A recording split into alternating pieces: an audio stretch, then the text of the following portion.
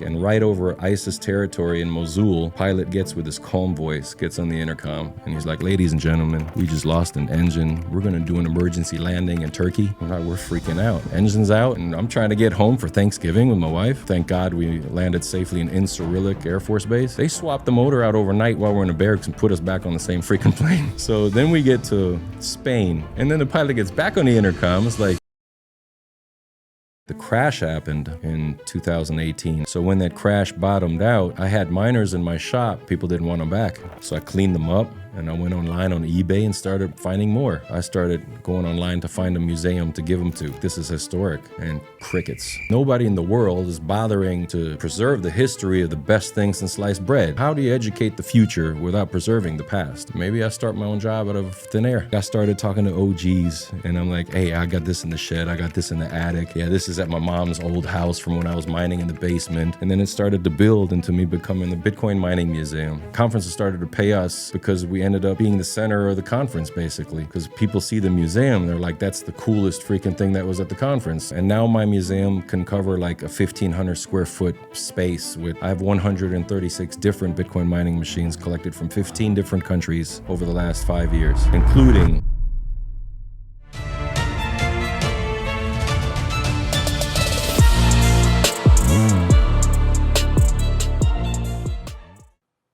All right, Tobias, aka Coin Dad, welcome to the show. What's up, Eric? Good to see you, man. Glad to be here. Yes, I'm glad stoked to have be you here. Yeah, Yeah, it's a long drive. yeah, huh? With all you're rolling around the States with a collection of miners, huh? Yeah, You have the most comprehensive collection of Bitcoin miners on the planet. correct. Correct. Well, I'm definitely interested in hearing how you came to decide to start collecting Bitcoin miners. So how about let's start a little bit with your backstory. All right, it's my understanding you got a unique upbringing. Yeah, my name's Tobias, and Barbier is my last name. Out of North Carolina, and my life started as an immigrant coming into the U.S. I didn't speak a lick of English, so I'm from Germany. My mom's Romanian, so I speak German and Romanian fluently first. And came to the U.S. and started a whole new life here. Went through the proper channels, stood in long lines, paid money with my dad and all that. So I had the green card when I was under 18, but then when I was 18 and it was time for me to leave the house and I still wanted to get my citizenship, there was actually a path in the Army. Like, the Army would accept you with your green card, and as long as you serve 3 years active duty, then you earn your citizenship.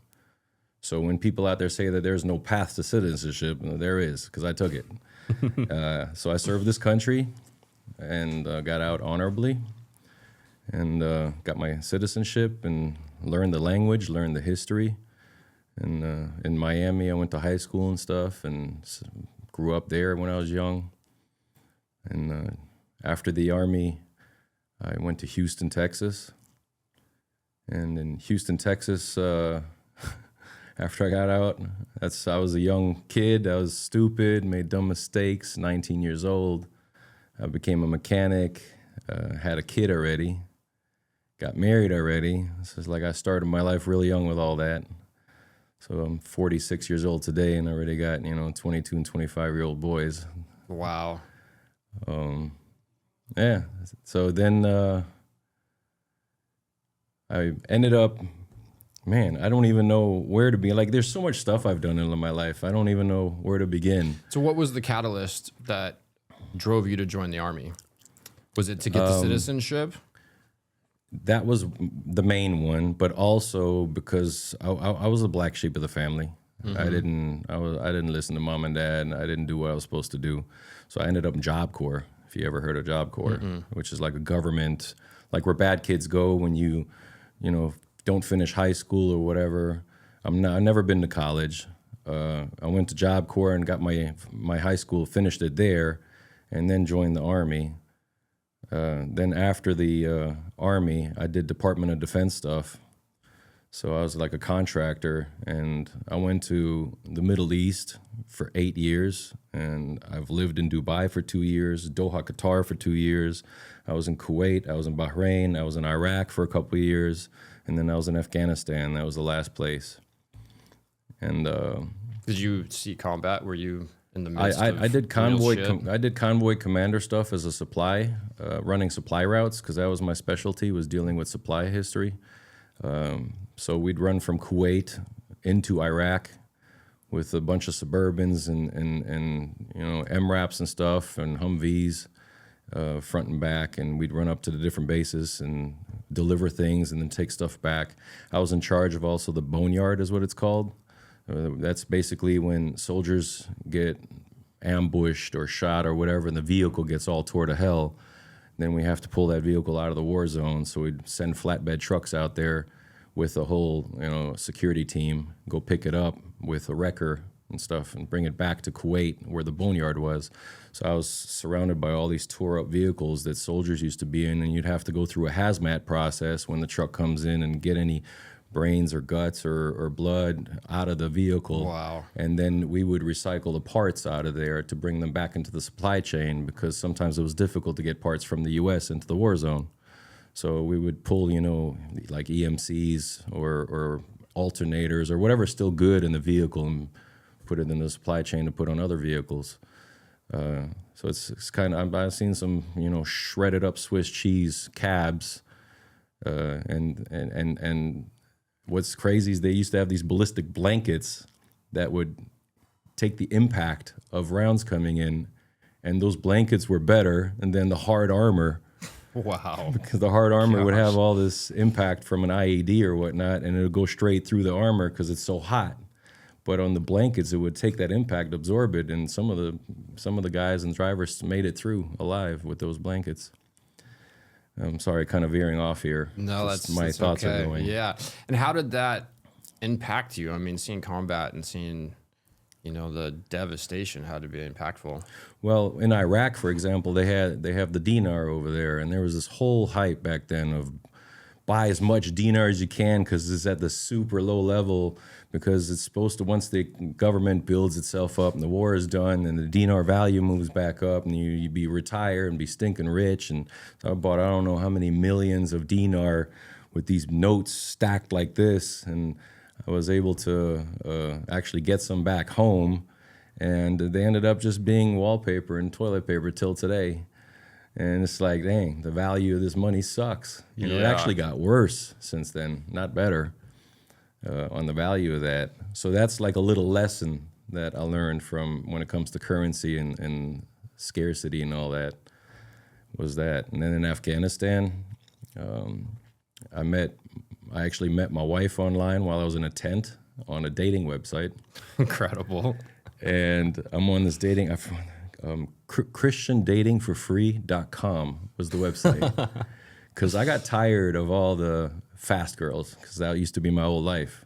And I was like, let me find somebody that's, you know, more educated and settled down and mature. And I love this girl's profile that I read. So I'm in this tent in Afghanistan and typing back a little DM to her. And here's the crazy part. Well, several crazy parts that I already told you earlier, but she was in Miami here in Broward County, is where she was living. So 10 minutes away from my parents. Never met her before. So I'm blown away that she lives 10 minutes from my parents. And she's typing, she's on the profile to delete it, because she's tired of, like, you know, older guys were messaging her and she didn't really find anybody. She didn't find it valuable to her. So she was with her finger on the button 1 second away from deleting her whole profile when my face popped up. So my 14-year marriage right now wouldn't exist if that 1 second was 1 second late. Incredible. So she stopped and she's like, who's this white guy? Because my wife's black. So she opened it up, and then we connected, and then we got over to Facebook, and back then we had Skype, so we were Skyping from my little video camera on my laptop in Afghanistan, and then come to find out she's ex-military like me. She was a staff sergeant in the Army. She served for 8 years, and she has a master's and a bachelor's for IT and stuff like that. And I'm like, wow, that's pretty impressive. And then to find out that she's so close to my parents, I don't know, I don't remember how I did it, but I convinced her to go meet my parents before I ever met her. And my parents are like, what the heck is wrong with our son? Like, why is this chick in our house? He's never met before. So my parents, you know, it's a parent's mind frame, but they're like, our son is not the guy that you want to be with. So she's driving home like crying, like, I like this guy, but his parents are pushing him away from me. So now it's a different story. My parents love her to death. Actually, she actually calls my dad Pops and stuff. She didn't trust him. She had to verify for herself, huh? Yeah. So then when I found out she was ex-military, I actually ran through some connections because that's one of my specialties. I don't know how I do it, but I am able to connect two people that are looking for each other or two sources, or that's how I did good with, you know, selling miners and finding somebody that needs miners, or hosting for mining, finding a hoster. Like I'm good at that middleman connection stuff. So I was able to go through the chain of command in Afghanistan, get her resume through the system faster than everybody else that was in line. And next thing you know, I got her a DOD job, and she's like, hey, I'm coming to Afghanistan to be with you over there. Wow. So the first time we met, though, I came home for 2 weeks vacation, and I lived in Houston. So she flew from Miami to Houston and was at the airport when I got off the plane. And that's the first time we kissed, first time we hugged, first time we ever see each other was in the airport in Houston. And for 2 whole weeks, we were on vacation together, going around Texas, going to barbecue joints, going to different places. But even though we stayed in a hotel room, and this is part of the reason why I knew she was going to be my wife, she made me sleep on top of the blanket while she was under the blanket. Oh, really? Yeah. Proof of work. You had to earn it, huh? Yes. So I'm like, wow, ain't no woman ever did that with me before. Like, I didn't even know how to handle it because I'm like, I'm on vacation, you know, this is going to be great. Yeah. And like, nope, got rejected. But it was a polite rejection, and it was for a reason. And I respected that. So even when I went back to Afghanistan, I'm like, I'm like, this is new to me, but I like it. Like, this is different. And then she ended up getting hired in Afghanistan. And there's like, at that time, as far as I understand it, there was 120 different military bases in the Middle East that this company could have sent her to. There's main FOBs, and there's main bases, then there's FOBs, and there's COBs, like forward operating bases, and then combat operating bases. And from all the places that it could have sent her to, I was on Shindan, Afghanistan, and she's like, yeah, they're sticking me in Shindan, Afghanistan. It's like, are you kidding me? Like, you're already 10 minutes from my parents where I grew up at. Like, this is wild that this is happening. So she comes from Bagram, and they put her on some little, out there, it's like, if you want to get to another base, you do space A, where basically you get in line with a flight, and whatever comes, and you jump on it. It's not like here where you just log in and catch a flight and whatever. So she had to wait for a plane, and then there was a plane full of like a 1-star general and a bunch of colonels that were coming to Shindan for some inspection or whatever, and they had extra seats on the plane, and she was there in the little airport, and they're like, well, come with us, we'll give you a ride to Shindan. So she's like, I'll be there in an hour, I got a flight, and I'm freaking out, like, oh my God, she's landing here, and I'm in the desert, and I'm like, what do I give her, like, for a welcoming? So I'm like, I gotta find a flower, and then people are laughing at me, because like, there ain't no freaking flowers in the desert. So I jumped in the Humvee and went to the Afghan side, because we have our side, the military, and then the Afghan, like a pilot training program thing on the other side. Did you get her some poppies? I know there's poppies there. At least that's my understanding. No, there is a lot of it too. But I get to the barracks over there on their side, and I look up this, like, I think it was like 3 or 4 floors, and there was an Afghan guy that had a pot with plants growing in it, like on the top floor. And I'm like, oh crap, there's flowers. And then I had $5 on me, which was a lot of money to Afghans. So I ran up there and I was like, hey, can I have, I just want 1 flower. He didn't speak English, so I'm pointing at the flower. I just need 1. Here's $5. And he's seen the $5 and he's like, hey, take it. So I'm sitting there, and I borrowed a Humvee from somebody just to get around there, because usually you catch buses and all that stuff. They have these on-base buses, but the buses didn't go to that side, so I had to get my own transportation. So I'm in this Humvee, and it's 120-something degrees outside. And I get back to the runway on the other side, and she's landing on the plane, and I'm sitting there with this flower in my hand, and it's bent over facing the ground Wilting. because it's hot and 120 degrees. Yeah. I ain't got no water or nothing.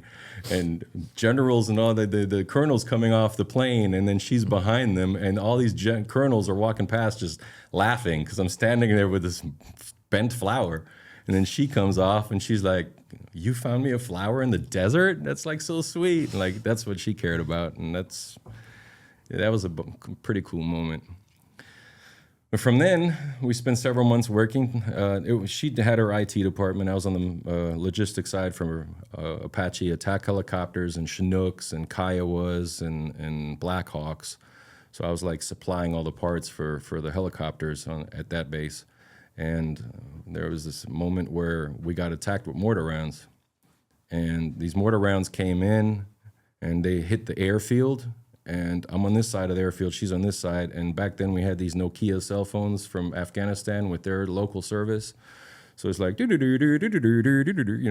sound from back in the day. And like, I'm in the bunker, she's in the bunker, and we're freaking out like, is my girl okay? And she's freaking out about me. So we're texting each other like, "Are you alive?" And I'm like, "Yes, I'm okay." So we've settled on that. And like, then we had a serious conversation where it was like, man, maybe it's time to call this DOD stuff quits and go and get married and start a new life together. So we chose on doing that, and it was 2012, and it's a week before Thanksgiving. And we made the decision to resign from over there and come to the U.S. So we had to wait on a Chinook to pick us up from Shindan, take us to Kandahar. We finally made it to Kandahar, and then they told us that we're being bumped because all these flights coming in were full because all these soldiers are going home for Thanksgiving. And we had to sleep on metal benches. I have photos of my wife sleeping on her duffel bag on a metal bench. But we're sleeping in this place, and we're doing bird baths in the sink in the bathroom every day. And for 4 days, we're stuck in this hangar.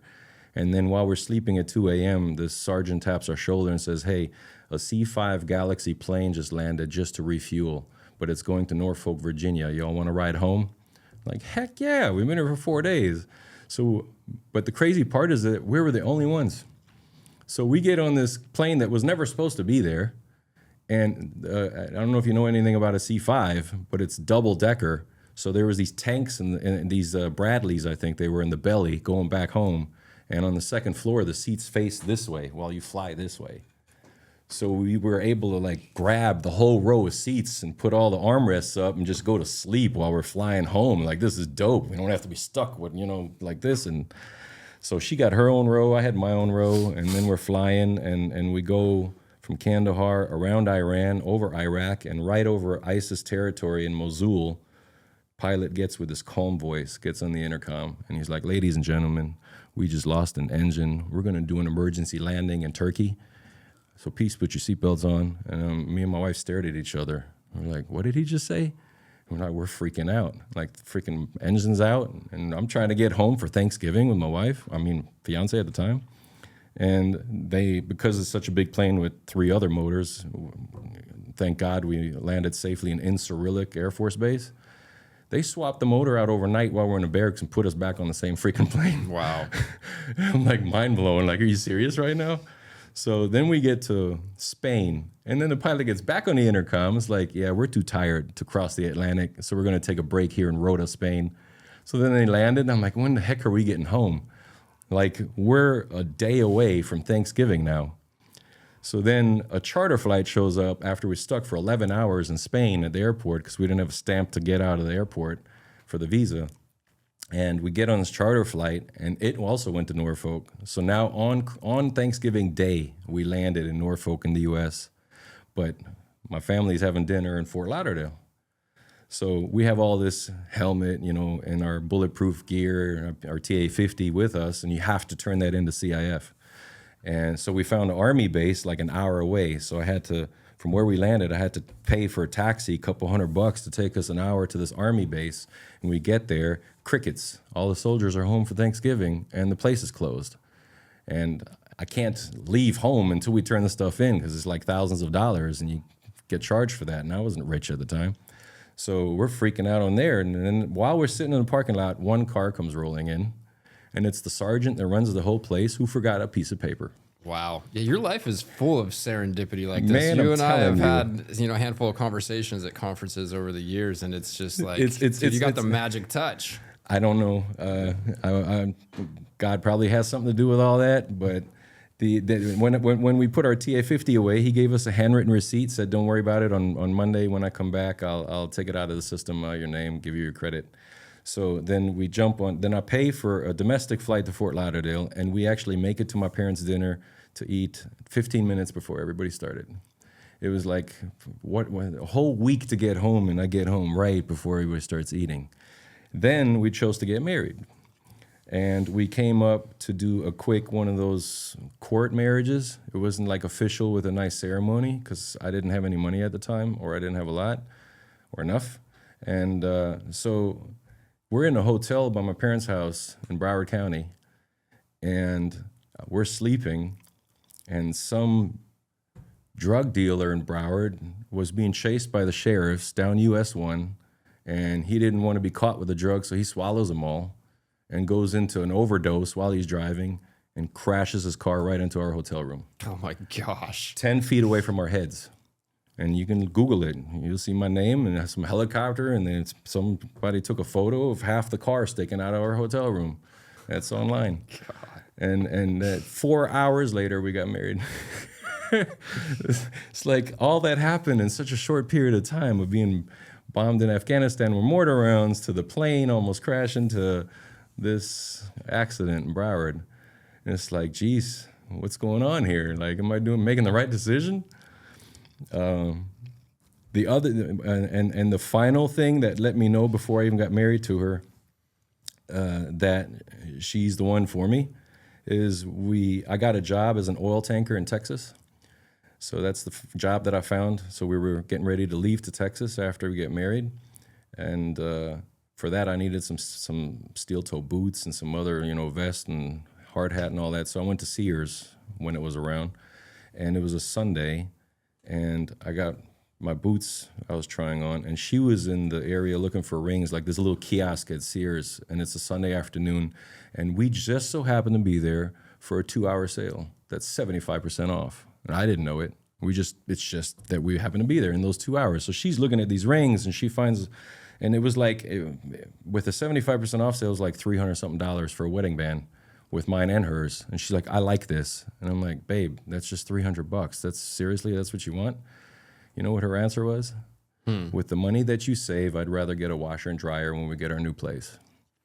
That's a wife right there. Man. Yeah. Like, that almost teared me up. I'm just telling it right now. It's actually getting me a little fuzzy. But yeah, so she's my ride or die chick. I love that, man. Yeah, I've met her. You two have some chemistry and We met in serious El Salvador. love for each other. Yes. Yeah. So at what point did you discover Bitcoin? So after we got married and we were doing I was doing oil tanker stuff. It was the type of job that I leave at 4 o'clock in the morning, and they would have me running for 16 hours. Like, no GPS. It's like a piece of paper with notes on it that said, cross the cattle guard, make a right at the tall cactus. There's 3 stones stacked on top of each other, 500 feet down the road, make a left at the 3 stones. And then I am in the desert, and there's a big old freaking tank pumping oil, and I have to climb up there with freaking do stuff to connect the truck and fill the whole truck up. And like, you have this yellow thing that checks the oxygen level. Like, there's gases that come out you can't see that'll kill you. And I went through this whole training that if these gases come out and it hits you, you got to hold your breath. You can't take a breath. You got to hold what you got as soon as this thing goes beep. And then you basically figure out which way the wind is blowing and go upwind from the gases so you don't die. Like, people have died from that. And then there's rattlesnakes out there too. So you're out there trying to, squeeze one out behind the bushes or whatever. Ain't nobody there to save you. So it's like a really dangerous job. And then you're dragging 80,000 pounds of oil behind you too, because I had my CDL and my TWIC license and all that stuff. So my wife didn't like the fact that I leave in the dark and come home in the dark. And she's like, "We just got married, I don't even see you." So I respected the fact that, she wanted to have more valuable time in our marriage. And she had a hard time finding a job out there too. even though with her degree, because it's one of those small towns. So we literally decided to just get a U-Haul truck, little eight for the smallest one you can get, because we didn't have nothing. So we put our little queen size mattress in there and our little furniture, because we stayed in an efficiency the size of this, a little bit bigger. Like the bathroom's there, the kitchen's there, the bed's here, everything's in one room in somebody's garage.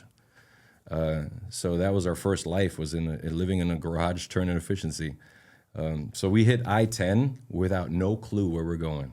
We were like, God, can you take the lead? We don't know where we're going. So we chose North Carolina because the Army base was there. And since we both have that background, we can probably get a job there during the Obama days. But then Obama did the sequester. So as soon as we landed in Fayetteville, North Carolina with our little trailer, and I wrapped it with chains around a tree at a hotel, we're trying to get on the base to find a job, and like hundreds of people walking off the base because they lost their jobs. So we're like, dang, this doesn't work out for us. And then that first night in the hotel, some dude gets killed at the Christian bookstore next to us in the hotel. So that was like another signal, okay, this is not the place for you. So then we hooked the trailer back up, and then I went online, and I'm like, what's the best cities in North Carolina? And like Cary came up, and Raleigh, and safer areas, more jobs. So we decided to drive up there and wrap the trailer around the tree again. Paid for a weekly this time because it was kind of expensive to do every night. So I paid for a weekly hotel, and I started job hunting. And my wife found a job at the hospital in UNC, Michael Jordan's school area over there. And then I found a job working for some seed company that does seeds for golf courses and all that. Like, since I had my CDL, I would deliver all these pallets of seed around North Carolina. But the job was very mediocre, just entry level, just to pay basic bills around the house.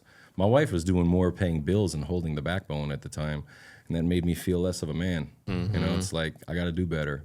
So I'm online just searching ways to make money. And then I ran across a documentary called Banking on Bitcoin. And I'm like, what the heck is Bitcoin? And Charlie Shrem was in there, and Nick Spanos. This was what? This was like into 2016, early 2017? This was 2013, February 2013. Bitcoin was $30. Okay. That's my first experience with Bitcoin. But I blew it off as internet money for geeks. That was my first thought. And I didn't take it serious. So then we found a duplex to move into after we got these jobs and started to finally build a foundation. Then 2015 comes around, and I hear Bitcoin again. And again, I blew it off. Things come in threes. So when you hear something up to 3 times, that's usually when you take it serious. So then on the third time around, it was my first cousin, Tim. And I'm like, he's my family member, and he's into Bitcoin and mining. I'm like, I don't even know what mining is. So he shipped me a miner, and then over the phone told me how to connect to it. And then this is now when we had our first starter home with me and my wife. And we had a guest bedroom, and I remember connecting this miner and cracking the window. Like within hours, my house started cooking. I'm like, this is crazy. So he was like, yeah, get a flex pipe like you do with a washer and dryer, and get the heat out the window so you don't have all the heat in the room. So this was an ASIC? An ASIC, yeah, S9. Oh, no, it was a D3 dash miner was the first one. So then I kind of got led into the whole shitcoinery era first. Yep. And that's how I learned my PhD with the pain. Yeah. I think a lot of people have that story. But the noise pissed my wife off, and the heat and all that. So I bought this beer cooler and cut holes into it and put it in there and kind of brought the decibel noise down and got the flex pipe out the window. And then the moment happened where I'm like laying in bed with my wife. It's like Saturday early morning, and my phone goes beep beep, my little notification. And she didn't say nothing, but I can see the look on her face, like, who the heck's texting you this late at night, And I'm like, yeah, that miner next door. I just got my first payout. Oh, really? Yeah. So that was kind of cool. So I got a little dash payment, but then my cousin started telling me. So you got the block reward? Yeah. Find a block? No, it was a pool. Okay. It was on a pool. So it was a little tiny payout. But then that led me into the S9 in 2017. And then my cousin I was going down there to help him. He's building a 5 megawatt facility himself because he started in the basement, and he blew the transformer for the community in his neighborhood, and they're like, "What the heck are you doing?" You know, and he was like, "No, I need a bigger transformer." Like they said, "No, you don't." And then he blew the new one that they replaced, and they were like, "Okay, maybe you do need a new, bigger one." But he grew from that, and now he's like on his third site building now. But I helped deploy a lot of stuff with him. He taught me a lot, took me under his wing, and that led me into me doing my own thing on the side. So while I worked for the state of North Carolina, then for more logistic stuff, and I started filling my own garage up, and then I had my garage door up like 6 inches just to let hot air out. And then I blew my own breakers in my garage, and I'm like, all right, let me find another place. And I started renting somebody else's 1,000 square feet for a little spot, and then I started an LLC, and then I started refurbishing people's miners, and then the word went out to a local, at the time it was a publicly traded company that was mining on the smaller level. So they hired me to help deploy miners for them, and I wanted to get my name out there, so I was like super cheap. I'm like, just pay me $200 a day. I just wanted to have that resume buildup of what I'm doing. So I was like all expenses paid, but only $200 a day working on a mining site just to get my name out there. And then they told other people, and the next thing you know, I'm 2018. I'm at Core Scientific deploying like 18,000 miners with a team of people for 2-3 weeks. Wow. And like 18-wheelers coming in from China. And I remember S9s. They bought secondhand S9s from a mudslide in China. Really? So I had to put this whole triage process together with like 8-foot tables, and every one of my guys on the team had their own job, taking it apart, like washing the mud out of them. There was like a dead spider. There was like cigarette butts from China found in some of them. It's like just wild. But these things are tanks. Like they have like a cat with 9 lives. These are S9s? Yeah, S9s. Which are like the common black big ones that everybody kind of pictures when you think of a Bitcoin miner. They're not the black ones. I have the S1 there. It's similar looking to that one. I should have brought the S9. But yeah, so we went through this triage process where everybody, like, you do the SD card and the control board and reprogram it, and then we test them, and if they run again, we swap hash boards to get each hash board like consolidation project, and then when they're good, then we put them online. So all the miners that we put online were all working, but we had a crap load of parts too. But that was a awesome experience and a very big learning experience. So then from there, I started doing consulting work and brokering. So I've helped sell millions of dollars worth of miners over the years where I get my little cut. And from there, the crash happened in 2018 after the 2017 run up to 20 grand. Yep. So when that crash bottomed out, I had miners in my shop where people didn't want them back. They're just like, I don't care. They're worthless. Right. Yeah. So I had this shelf, and I had a few of them sitting up there, like maybe 10, 12 miners. And I'm like, oh, cool. I got a little collection here. I'm sitting there drinking my beer and realized that I just maybe start my own little collection. So I cleaned them up, and I went online on eBay and started finding more. So I got to like 20 and then to 30. And then I think when I roughly around 30 to 40 miners in my personal collection, I started going online to find a museum to give them to, because I'm like, this is historic. And crickets. There's nothing, and nobody in the world is bothering to preserve the history of the best thing since sliced bread. And it blew my mind. It's like, why?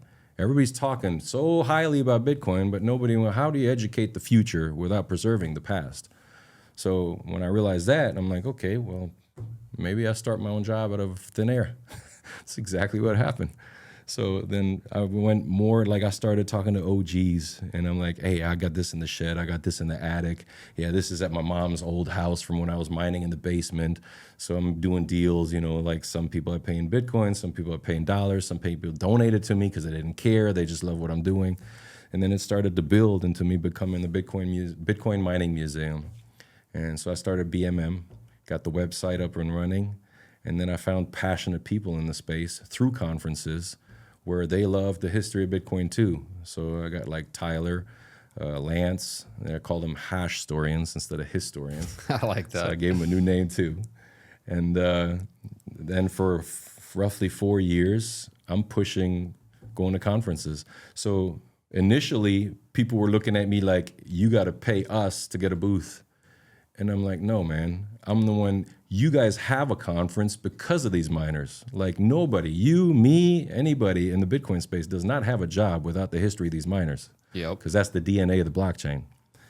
So I'm like, I got to make something out of this to keep this alive and keep moving it forward. So I basically, my conferences started to pay us because we ended up being the center of the conference, basically, because people see the museum. They're like, that's the coolest freaking thing that was at the conference. A lot of people told me that. I don't know if that's true, but I hope to believe that. But the cool thing about having the museum set up is when you're in the conference, newbies will come to the conference just to see if Bitcoin, like to get the vibe, like what's going on, what's this Bitcoin stuff. So you have Bitcoiners on the fence. But when you step into a museum, and now my museum can cover like a 1,500 square foot space with, I have 136 different Bitcoin mining machines collected from 15 different countries over the last 5 years, and including right here. This is the world's first dedicated Bitcoin miner, and they only made 300 from this batch. So when these people are on the fence and you see a chronological order of the history of 16, 17 years of Bitcoin mining, it's undeniable at that point, because my museum is the only tangible part of the Bitcoin blockchain you can physically touch and see. Yes. So to convince politicians or to convince young people that Bitcoin is real, you can't see it or touch it, it's hard to explain to them. But when you walk into my museum and you see all this, it's like a light goes off, like, okay, this is not fake, this is not a scam. And that's why I'm doing what I'm doing today. What if I told you that you could lower your tax bill and stack Bitcoin at the same time? Well, by mining Bitcoin with Blockware, you can. New guidelines from the Big Beautiful Bill allow American Bitcoin miners to write off 100% of their mining hardware investment in a single year. That's right, a 100% write-off. So if you had $100,000 of income or capital gains, you could write off that entire amount by investing it in Bitcoin mining hardware. Blockware's mining as a service allows you to start mining Bitcoin right now with minimal effort. Blockware handles everything from securing the miners to sourcing low-cost energy to configuring the mining pool. They do it all. You can stack Bitcoin at a discount every day and save big when tax season comes. So you can get started today by going to mining.blockwaresolutions.com/breedlove. Again, that's mining.blockwaresolutions.com/breedlove. So in those earlier days, I'm sure you've seen a big change in the mindset around the FUD and the energy consumption used to run the Bitcoin network. What are you seeing change? Because I haven't heard anything recently. Maybe AI has helped that, because the amount of energy it takes to run these LLMs and these data centers is so much higher than Bitcoin. The whole FUD around Bitcoin miners going to boil the oceans, that's kind of a Banks thing. themselves. I mean, all these branches, I think the last time I checked, there was 53,000 branches in America. And they all have air conditioners, they have vaults, they have security, they have people that have to wash the windows, they got maintenance people. Like the energy around a branch is way higher than Bitcoin mining. And you combine all that and it makes Bitcoin mining look like a drop in the bucket. Yes. So, and so would this be considered one of the very first ASIC? official. There's official and unofficial. Okay, what's the difference? This is unofficial. So the difference is that the nanometer, for example, efficiency has gone dramatic, like it moved so fast over the last 12 years. But this is my oldest nanometer chip. This is 130 nanometers. This is 110 nanometer chips in here. They were made at the same time frame, around end of 2012. There's a guy named Fried Cat, and Fried Cat invented the BE100 chip that's on here, but he was self-mining, and then he was selling hash on Bitcoin Talk to people that wanted to get involved. Avalon, though, they chose to go open to market instead of holding it for themselves. So unofficially, this is first. Officially, they are first because they're first to market, so they get the credit. The awesome thing about them And back then there was 4 founders. NG was the first one.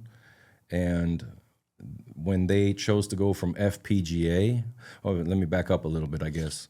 Bitcoin mining with Satoshi started on his laptop, CPU, then moved to GPU. Then there was a short phase that was called the FPGA era. And I have that one here too. It took me 4 years to find. But this is a FPGA. It's called a Bitcoin quad miner from btcfpga.com, and they only made 900 of these. They made roughly 200 Bitcoin a day. Wow. Gosh. So, because this is 250 mega hash times 4, 1 gigahash. And now we're at WhatsMiner is M66S from WhatsMiner was just released. I think it does 470 terahash. And that's S21? No, that's WhatsMiner. That's a competitor. Okay. I don't know a whole lot about Bitcoin miners. On Bitmain's side, Bitmain has a S21. I think S21 XP Hydro is probably one of the best ones that's out right now. And so how many of those is an S21? So I didn't do the math on that, but I did the math on this little thing. Okay. Which is even crazier than that. So this is 330 mega hash. So this is less than this. And this used to be plugged into the laptop. And people years? used to have like, a farm of like 50 on, and with all lined up and plugged into a big old USB box or whatever. But one of these is 330 mega hash, and compare that to today's M66S WhatsMiner, you need 1.2 million with an M of these to equal today's miner. 1.2 million of these equals the modern S21. Yeah. Which is about yay big, right? No, it's actually a rack. It's a server that Okay. gets sliding, and it's got hydro cooling and stuff like that. Because those chips, we're now at 3 nanometer level, so it's the efficiency it needs better cooling. Like air cooling is starting to slowly phase Which is out. probably good because there are people who have issues. Like I saw a news report last year, someplace in Texas. The neighbors are really bummed. The place is, it's vibrating. You could hear it all day long. The decibel humming can livestock carry. have, are freaking out. It's kind of an issue. Yeah. So that Depends on where you are. Some places are industrial zones, so can't nobody really say anything because this noise is allowed to a certain level in industrial Yes. zones. But then when you do remote areas, you might have a few people, retired people that live in the area. They want to be in a quiet remote area, and you got these 40-foot containers humming away with high decibel fans on them. So Yeah, I had a similar issue. I was in an agricultural zone getting my property permitted to become a cannabis farm, and there was a few upset neighbors. It was ag zone, so I have some experience there with upset neighbors. But what era was this from? that's 2013. 2013. And how much would somebody be running one of those mine in a day? I don't exactly know off the top of my head. This is a lot of information to carry in my brain, and that's another reason why I want to build this Yeah. center that we're about to get into soon, to preserve all that. Because I've interviewed a lot of OGs and got stuff out of them that you cannot Google. You cannot AI doesn't even know it. You've told me you've had some interviews with OGs that you can't even have a phone in the room. They're wouldn't let me literally take a the photo. conversation happened, and the only history of it is your memory. Right. And so how do you meet these guys? Because you're hunting down miners. Yeah. Conferences have a lot to do with it. So every time I go to a new conference and I'm set up, every single conference, it's been at least 1 or 2, sometimes more OGs that come through and see it for the first time. And then they walk through it and they're like, I got something you don't have. I don't see it here. And then I connect with them to, Telegram signal or whatever, and then talk to them later on offline. And then they'll let me know what they have, and I'll let them know if I need it, and then we come up with a deal. But some of them like to stay anonymous, and some of them took me a while to find. Some of them was just luck. I'm in a whale lounge one time just eating, and then this guy's sitting next to me, and he's eating. I don't know who he is, so we just started connecting with each other, introduced myself. He told me what he does and stuff, and I told him what I do. And I'm like, yeah, I'm trying to find, some OGs and stuff. And I named the person that I'm looking for. And he's like, oh, yeah, I just spoke to him last week.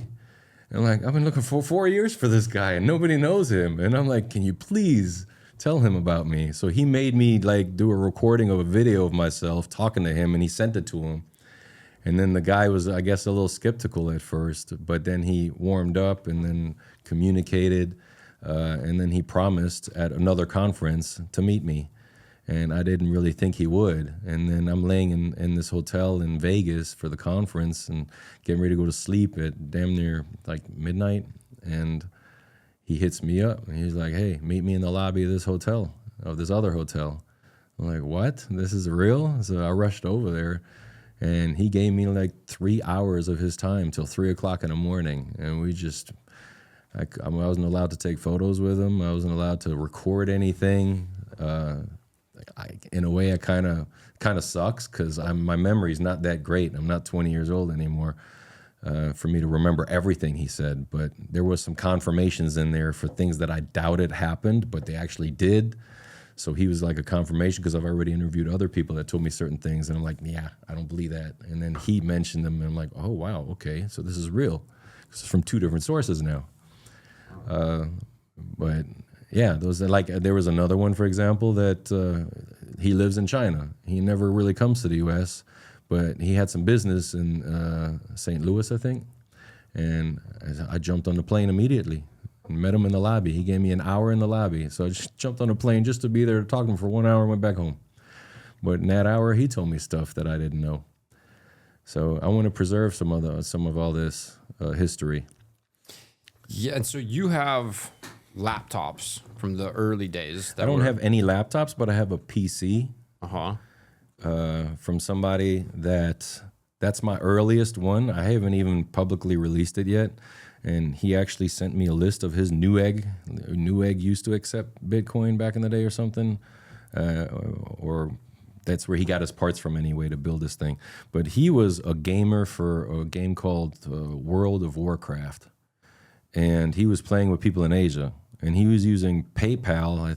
I don't know if it was the UK or somewhere. He was using PayPal. And then PayPal like cut him off because, I don't know, I guess they didn't like the fact that he was dealing with Asia. I don't really know all the details, but then somebody told him, well, why don't you mine Bitcoin and just pay us in Bitcoin? He's like, what the heck is that? So then they told him about it. So he went to Newegg and got all these high-end parts at the time. And this is April 2010. Bitcoin didn't have a price. Like there was no price for Bitcoin. It was that cheap. So he was like mining off this PC, and then he used to pay like 800 Bitcoin for a weapon on World of Warcraft. Like this is pre-Pizza Day era. Like Pizza Day is the first transaction. Yeah. But this guy is actually the first transaction when it comes to something digital anyway. So Pizza Day is first physical.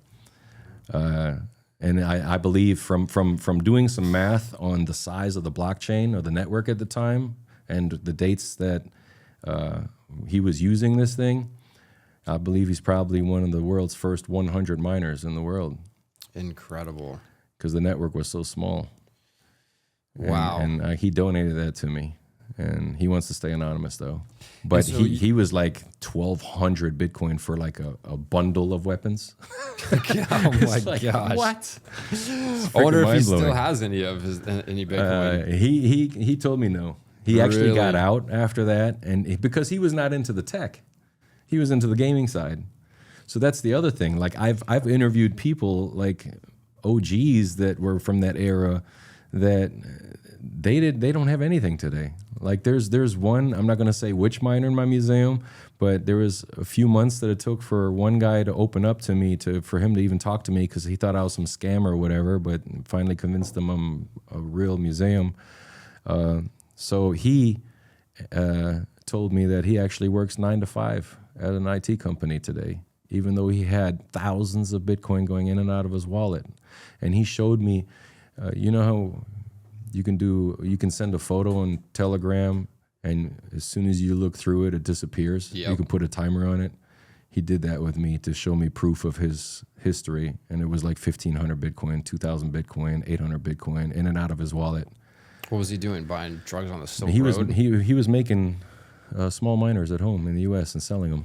So that's how he got paid with all that. Because like in the early days, like for example, that PC, I think that PC was making 500 Bitcoin a day when there was no pool.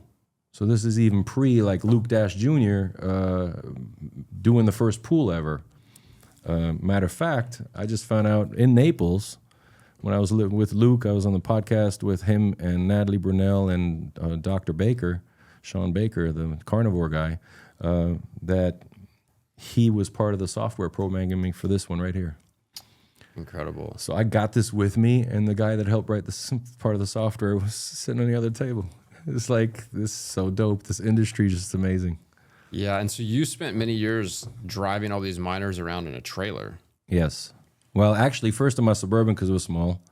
Then I stuffed it full until it looked like my belly, which is going away, right? I'm on the carnivore diet now. But I needed a trailer, and then there was my Suburban is only 3 years old, and I just hit 104,000 miles in just 3 years. So that by itself shows you my proof of work. And the trailer, I'm coming down I-95, and I got it loaded for the whole shebang for Mining Disrupt Conference in Miami, who actually gave us the first platform to show our miners. So shout out to them for giving me that opportunity to show my museum for the first time. And I hit a big pothole. My trailer hit the pothole, bounced, and miners fell off the shelf and hit the ground inside, and one of them broke. Luckily, it was one that I could replace. But that's when my thought process, like, I need a home. It's time for a home. Because if I get T-boned with this trailer, all of my 5-6 years of collecting miners with all this history is gone. Because I have one-of-a-kinds. Like, I have Scott that made the BitAxe, the founder of BitAxe, and released open source for it. He came and gave me his prototype of the first BitAxe. So that's in my museum. These are irreplaceable items. So I don't want to lose that. So it's time for a brick and mortar facility and give them a stationary home for as long as possible. And what's that journey been like? It's my understanding now you got a place here in Texas you're putting together. Yes. The Bitcoin Discovery Center. Tell me what you got going on there. So the Bitcoin Discovery Center, that's another crazy story in itself. So I'm again, Mining Disrupt showed us some love and booked us to go all the way out to Dallas because their first time, usually they do it in Miami down here, but this time they chose to do it a second one in the same year last year in Dallas. So I drove all the way from North Carolina with half of my miners, to Dallas, got set up. This time my show, I had more like LED lighting, more cool setup. Like I try to change things up every conference so it's not the same thing. Because people will see some people will see it multiple times. And the cool thing is that every conference, I get another miner added on or another 2 or 3 historic pieces because a new OG came through. Like, you don't have this, so it keeps stacking up. So every year, like my museum just gets bigger and better and more stuff to see. And you probably have a lot more people coming to you nowadays as opposed to the beginning where you had to go hunt this stuff down. Yes, that's true too, because there's more, the word got out more of us existing. So I sometimes people will tag my museum in a conversation on X between 2 people talking about historic miners and be like, "Hey, Coin Dad, check this out," and throw me into the conversation, and I see something I might not have, and then reach out to them. But so I'm in Mining Disrupt, and while I'm there, I get introduced to ACS, which is one of the largest repair centers in America, 100,000 square foot facility. I didn't know what to expect at all, but James is the CEO. So James invited me to go and do a tour. And this is, again, how awesome Bitcoin works with the full circle stuff. One of the guys that I took with me to go deploy miners back in the day on my team was somebody that I helped get into the Bitcoin mining space and kind of, gave him the basics knowledge to get into mining and educated him a little bit. Very smart guy, a gentleman named Will. And Will ended up going full speed ahead for the last 7 years. I mean, I really haven't paid attention to what he's doing, but I didn't know that he's 50% owner of this huge place. So he talked to James, and they're both like, CoinDad's looking for a museum. We have an extra 30,000 square feet on the other side of the wall of the center that they really didn't know what to do with. So I went in there, and James was like, yeah, why don't you bring your museum and let's work together and do something here. So I'm like, are you kidding me? So I'm standing inside. 30,000 square feet is huge. 25-foot ceilings. Got already office space in the corner. Got a parking lot out front with 110 parking spots. And it's like street front property. Like it's 15 minutes from the airport in Dallas. There's like 12 hotels within a mile. Like everything is just perfect. So I'm like, I can't fill the whole thing up though. So we came up with this idea to do more than that, include an art gallery in the back right corner, do a classroom, bring a professor in, and have like a director of education and start educating school students to come through my museum, first learn the history of money and how it's a melting ice cube, and then go into the history of Bitcoin, and then get into the classroom and go through the whole question and answer phase with a professor, and have like this orange pill crash course certification thing for students in the area, and then come out through a storefront. Like everyday traffic can come through, see the museum, and then go out and like Cracker Barrel. They make you go through a store, and you're liable to buy something before you even eat or on the way out. So that idea was like crazy, but then I'm like, how am I even going to do this? Because I don't have the finances to do that, because that's a lot of money to build in there. Because got to build out all these walls and set up, the whole website and all that. But the name came to me pretty quick, and then I went online and I was shocked. Again, another crazy moment. Here we are 17 years later, and nobody took Bitcoin Discovery Center. Yeah, that's the pretty domain wild. is open. That's pretty wild. I got it for like, I think $200. It's like crazy. So I purchased the domain, and then it asked me like how many years, and I maxed that crap out. I think in 5 or 6 years, paid for it all, and then started building out the website. But then I go back to the conference next day, right?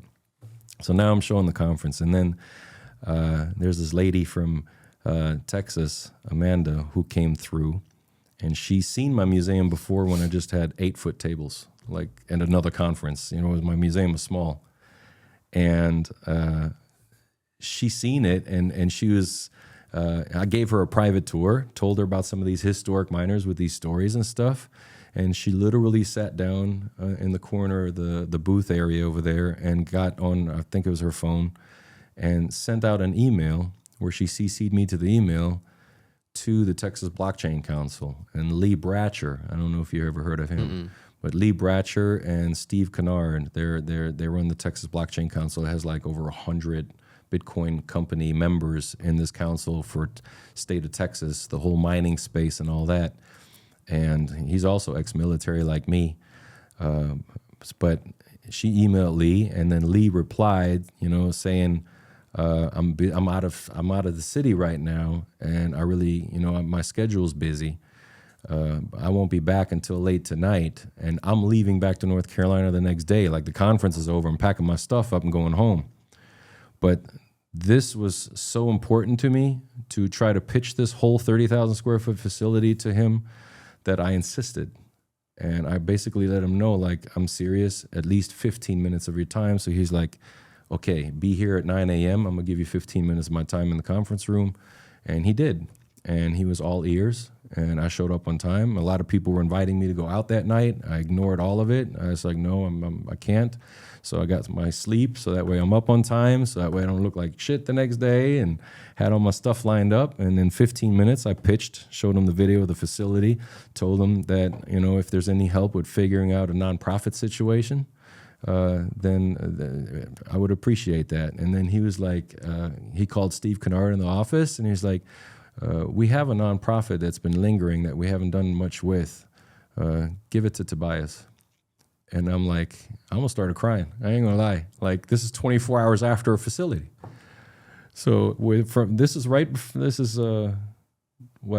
December, like 6 weeks before the end of the year last year. So this is just like 2 months ago.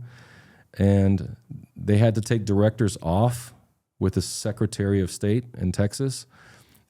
But there was one document issue that happened right around Christmas. All the offices are closing, people go on vacation, so I had to. Things got a little bit delayed, but what ended up happening is, as of 7 days ago, roughly, I got the official letter from the Secretary of State that I'm executive director of the nonprofit, and James, that owns the facility, is the other director. And then we found a professor whose heart is all about Bitcoin, who has built the first 2-year Bitcoin blockchain curriculum course on a university level in New York. Oh, really? That's important. Professor Michael Kelly. And he has we got a Mike Kelly in the house as a producer. Oh, yeah? Okay. What another coincidence here, huh? So he is actually, somewhat got his hands tied in New York because of the bureaucracy over there. And he flew out, like, on his own accord, out of pocket, straight to the facility one time when we went to go meet over there and have a meeting about all this. And he loved it. And I was like, man, we can build you a classroom back here, and you can get involved with education in the schools around Texas and grow from there. Into the conversation even happened to where eventually we would lead into like training courses for technicians.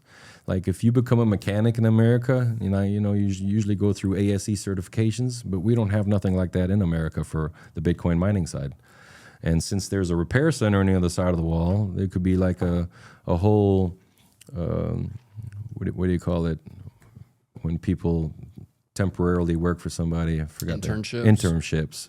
So it'd be like maybe, I don't know, 3-4 month course or something where you're in the classroom with him. He educates everything about Bitcoin mining, but you also get to work in the internship side where they're literally manufacturing, like the BitAxe Touch in there, or they're doing high tech, software solutions for troubleshooting, chip level repair. They're doing refurbishments. They're doing, the whole 9 yards with replacing the silicon, the rubbery stuff on the, I forgot the name of that, for the boards. But it's amazing to see the operation back there. And I haven't seen nothing like it anywhere in the world really yet.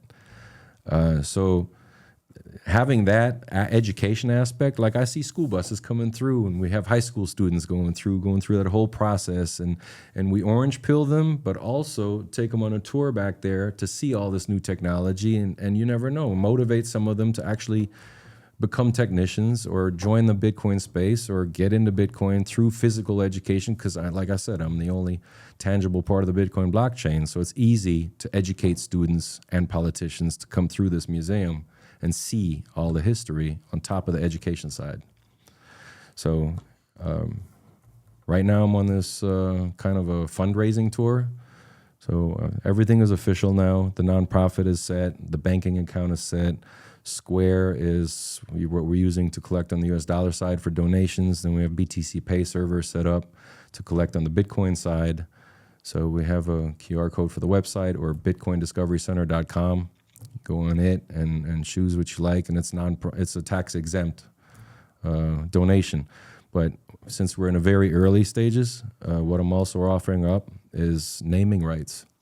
So the Pupcos in the space, or the OGs, or the Jack Dorseys of the world, be interested in giving back to the Bitcoin community by helping preserve the history of Bitcoin, get naming rights where I want to put like the Bitcoin blockchain cemented into the ground of the museum.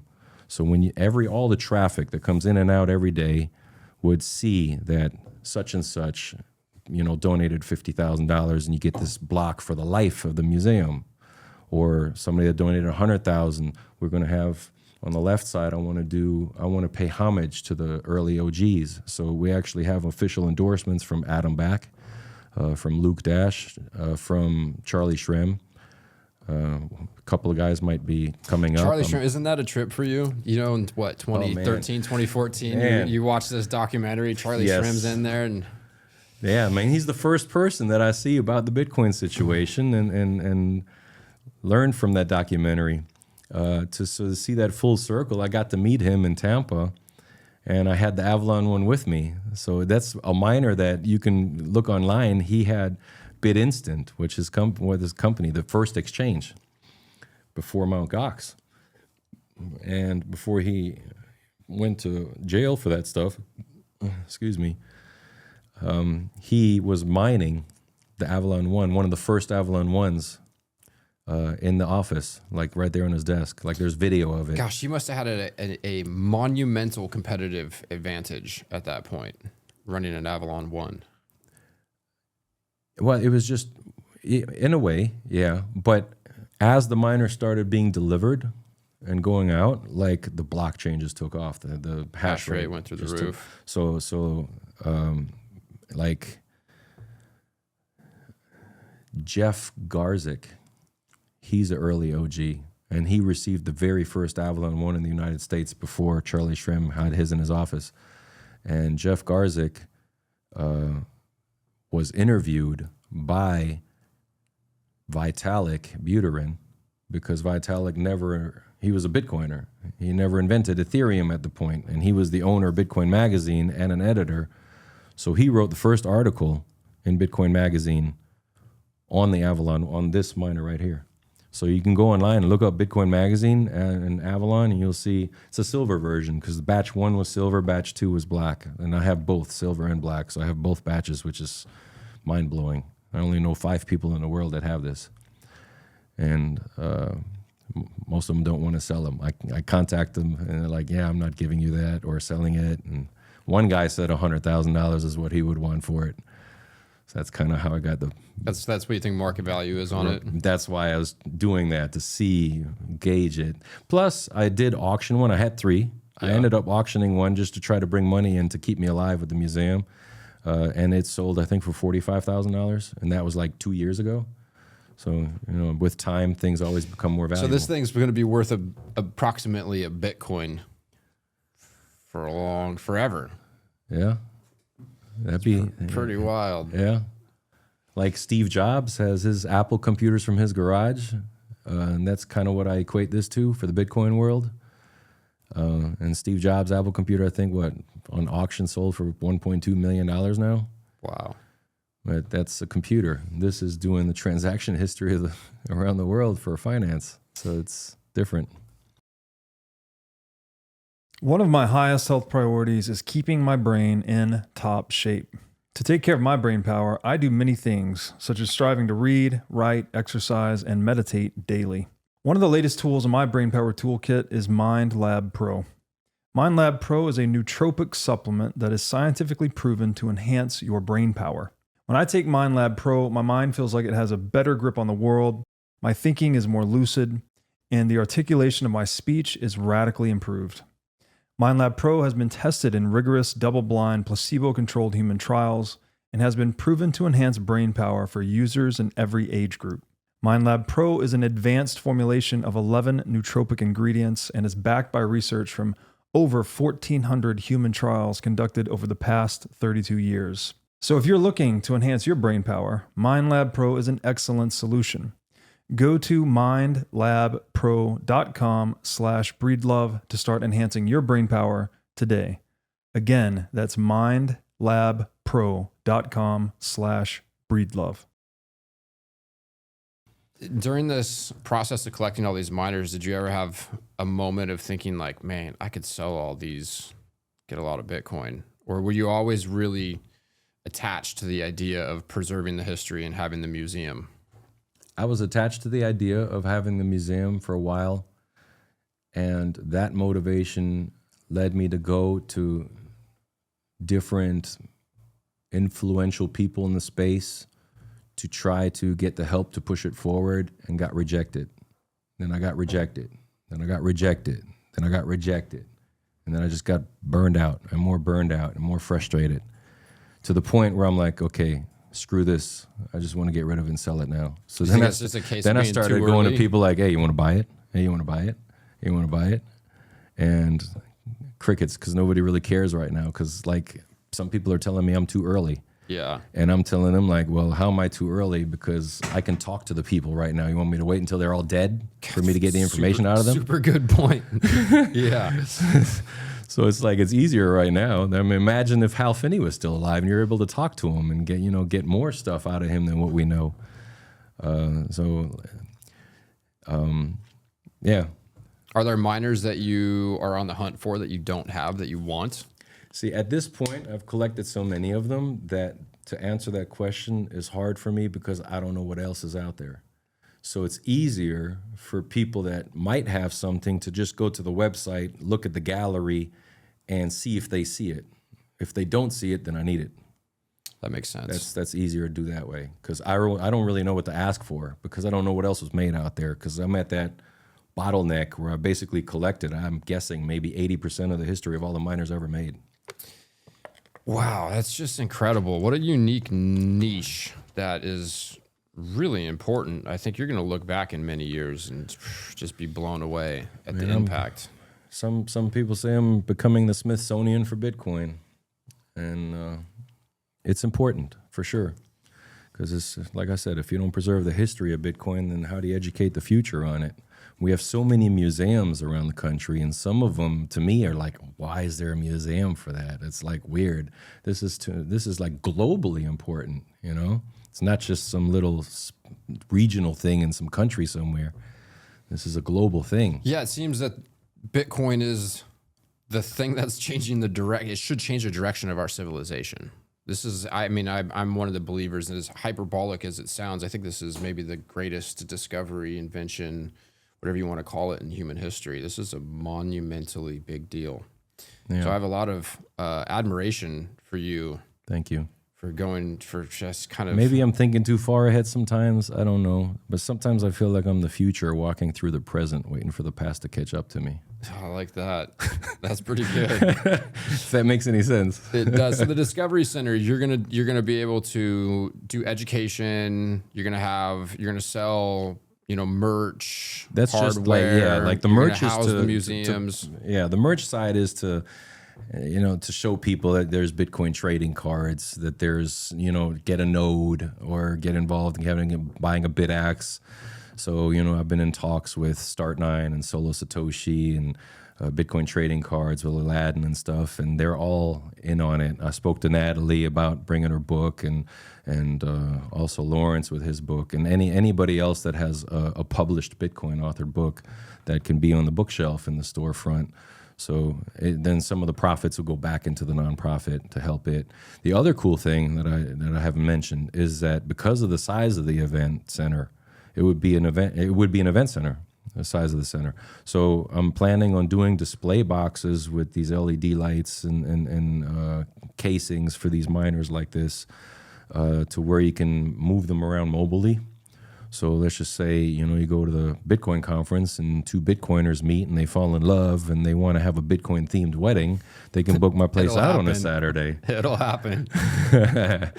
Or have like the Michael Saylors of the world having like a C-suite quarterly meeting in there privately, but being surrounded. Because if you try to orange pill people, like I said, it's much easier to do that in a place like that when you're surrounded by the history. Or like conferences that come through, Mining Disrupt or the North American Blockchain Conference or BitBlock Boom. Like these are all Texas conference events that they can do side events and book the center for that. So we would have some income coming in from having events of booking the place out for various different reasons. Coinbase, I heard, moved their headquarters to Dallas. So maybe they might have their next Christmas party there for employees or something. I don't know. Wild.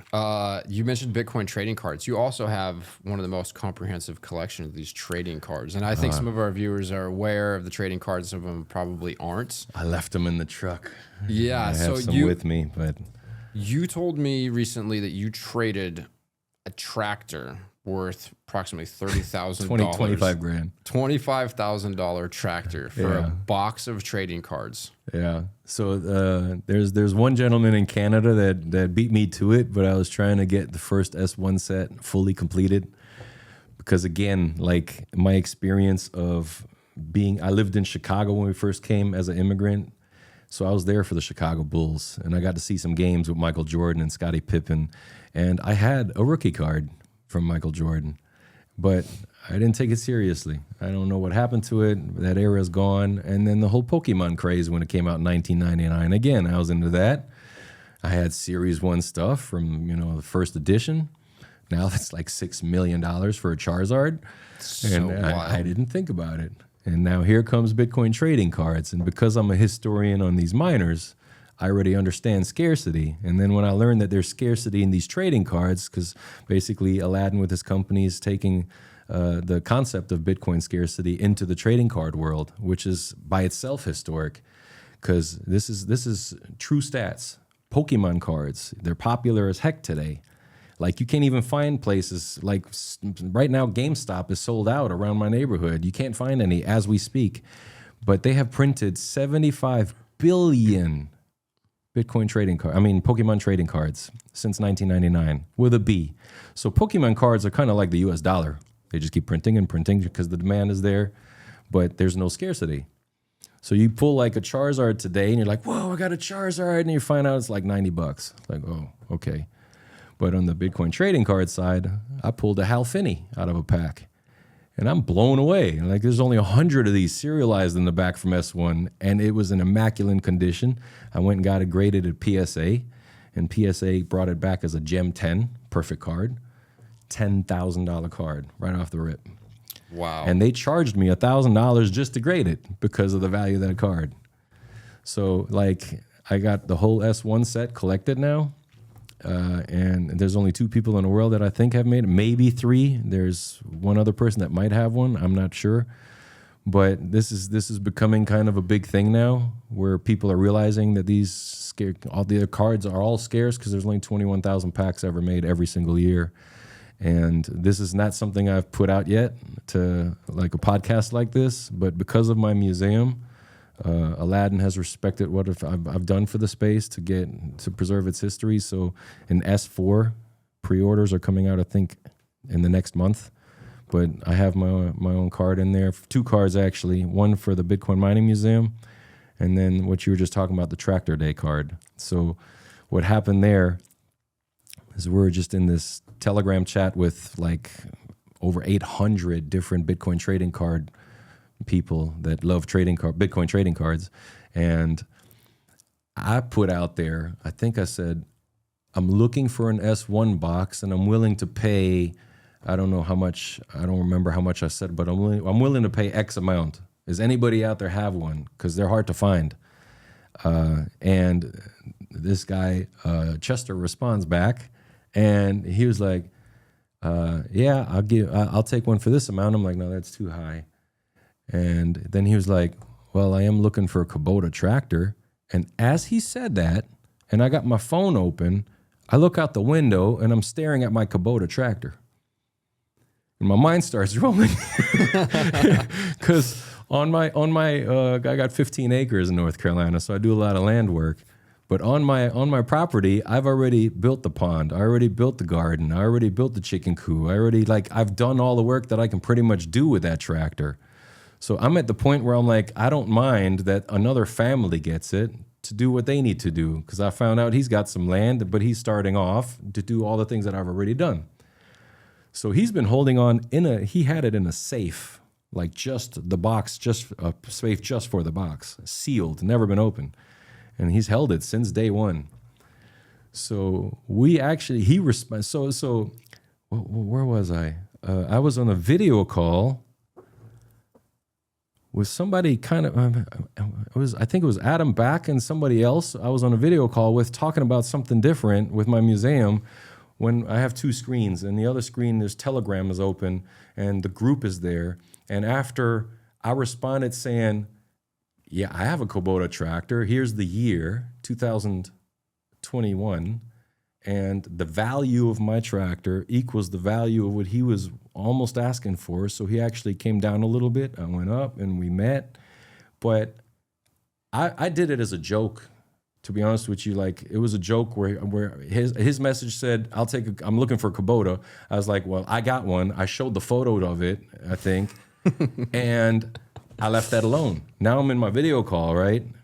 And I think it was Adam Back and Professor and some other people where we were discussing some things about my museum. And in the middle of this video call, I see a message pop up on Telegram again that said DEAL. And like, I forgot about Adam Back. Wait, what? Sorry, Adam Back, love you. But I'm like, did he really just agree to this? So now I'm like, do I back out? Because I already put my foot in my mouth publicly now in this whole group of 800 something people in there. And then people started responding like, no way, is this for real? Are you guys serious? Like, it just started popping off.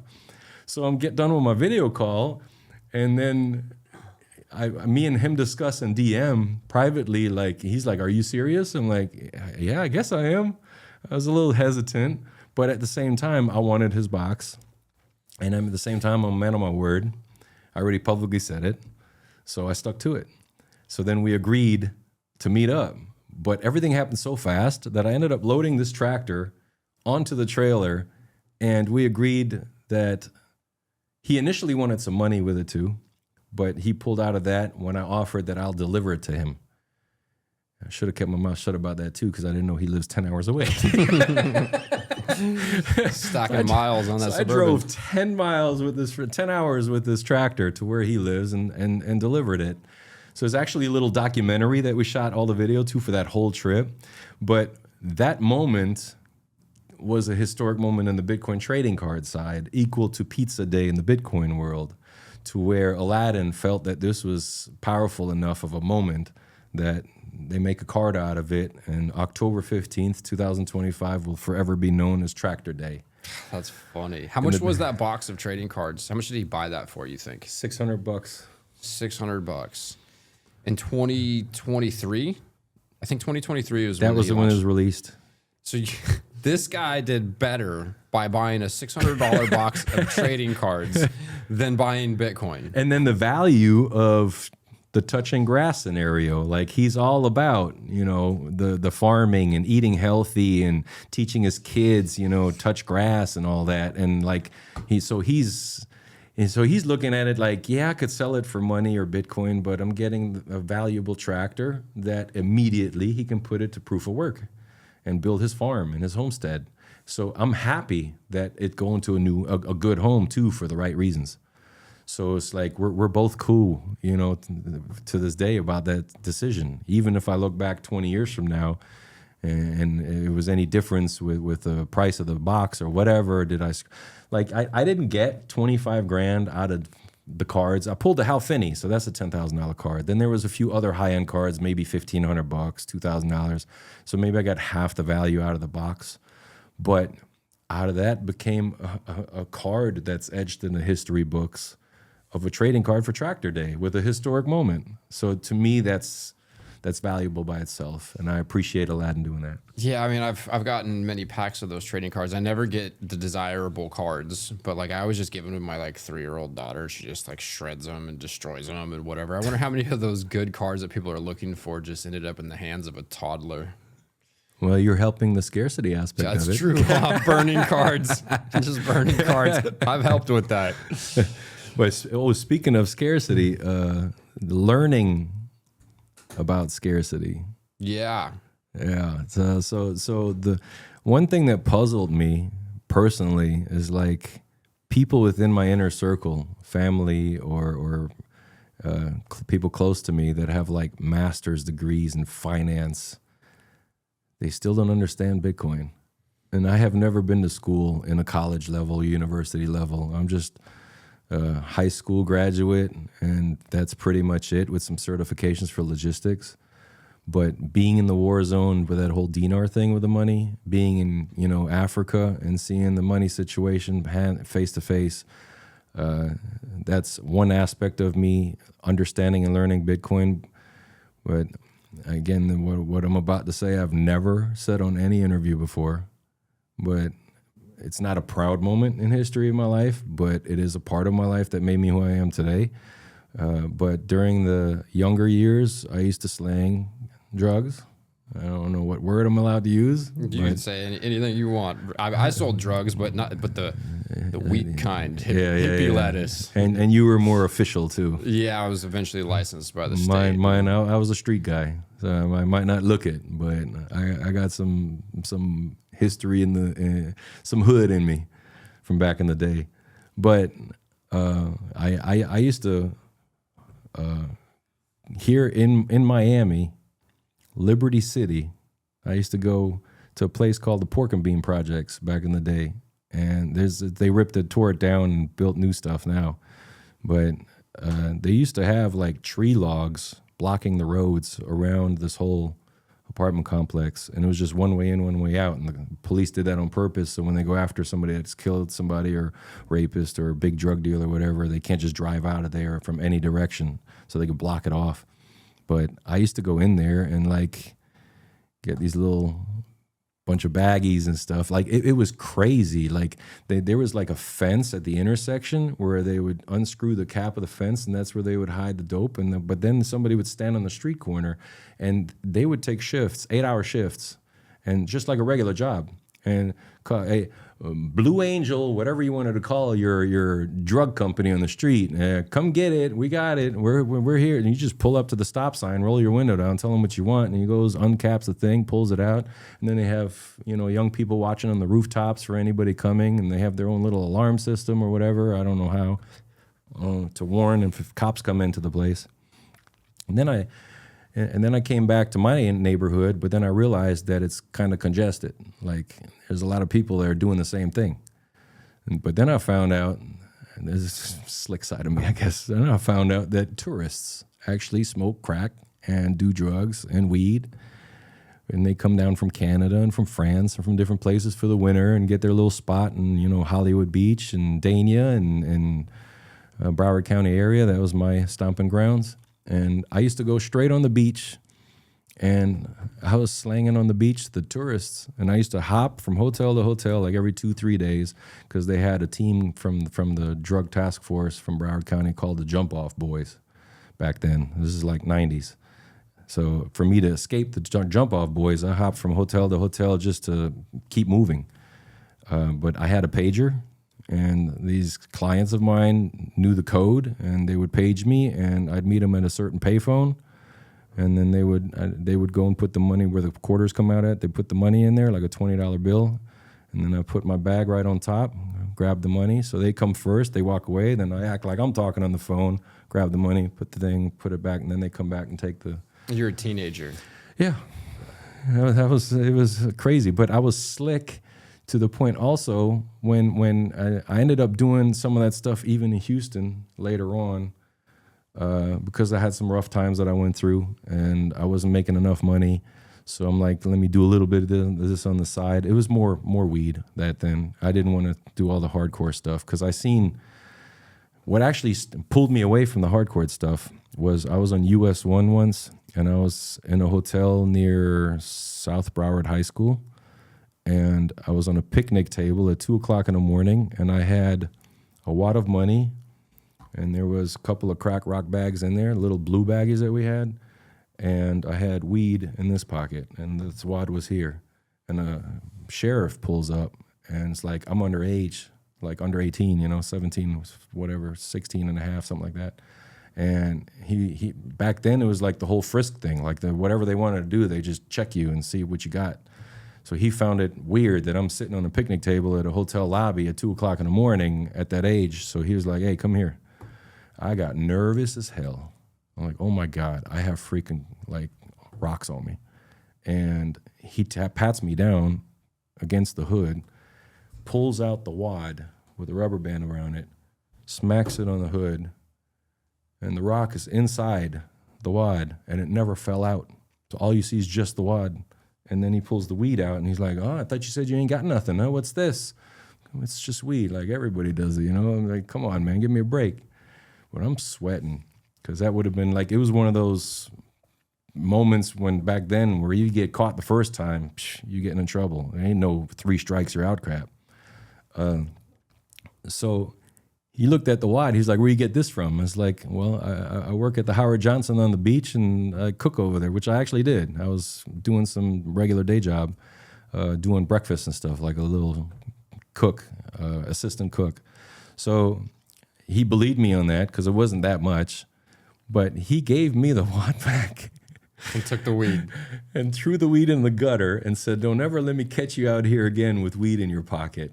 And he threw the weed in the gutter, gave me my wad back. I put it back in my pocket, and he drove off.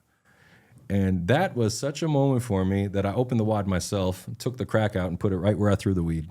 Sobering Done. moment, huh? Done. Yeah. Okay. I don't need no felony on my record for me to screw up my whole future. But the scarcity aspect, though, there was moments where I was like slick enough to wait for my competitors to go dry in the neighborhood. I just held. I was hodling. drugs. God, that's wild.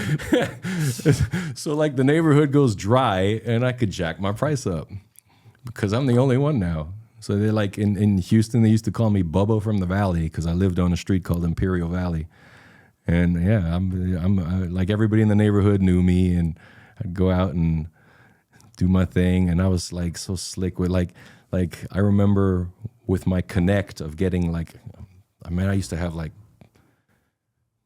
10 pounds of, I can say what I want. Yeah. All right, 10 pounds of weed, marijuana, whatever you want to call it, on the table. But I used to get these pounds I used to meet my connect at a Subway. I had a 1988 box Chevy Caprice with like 15s in the trunk. I got bandana, I'm leaning, I got gold teeth from Paul Wall. I'm like straight hood, man. And just beating the block. Like everybody knows me, everybody's chunking deuces. And then I go meet my connect at Subway. He comes with a Subway sandwich full of freaking weed, all compressed, shape of a Subway sandwich. And I go and buy a real one, sit down, and we just swap while it's busy with people around us.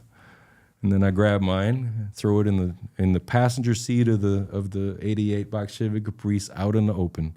So if I ever get pulled over, the cops will just see the sandwich laying there from Subway and show my credentials or whatever. I always stayed straight with my paperwork, so I don't have no issues there, so I don't have a reason to go and check more.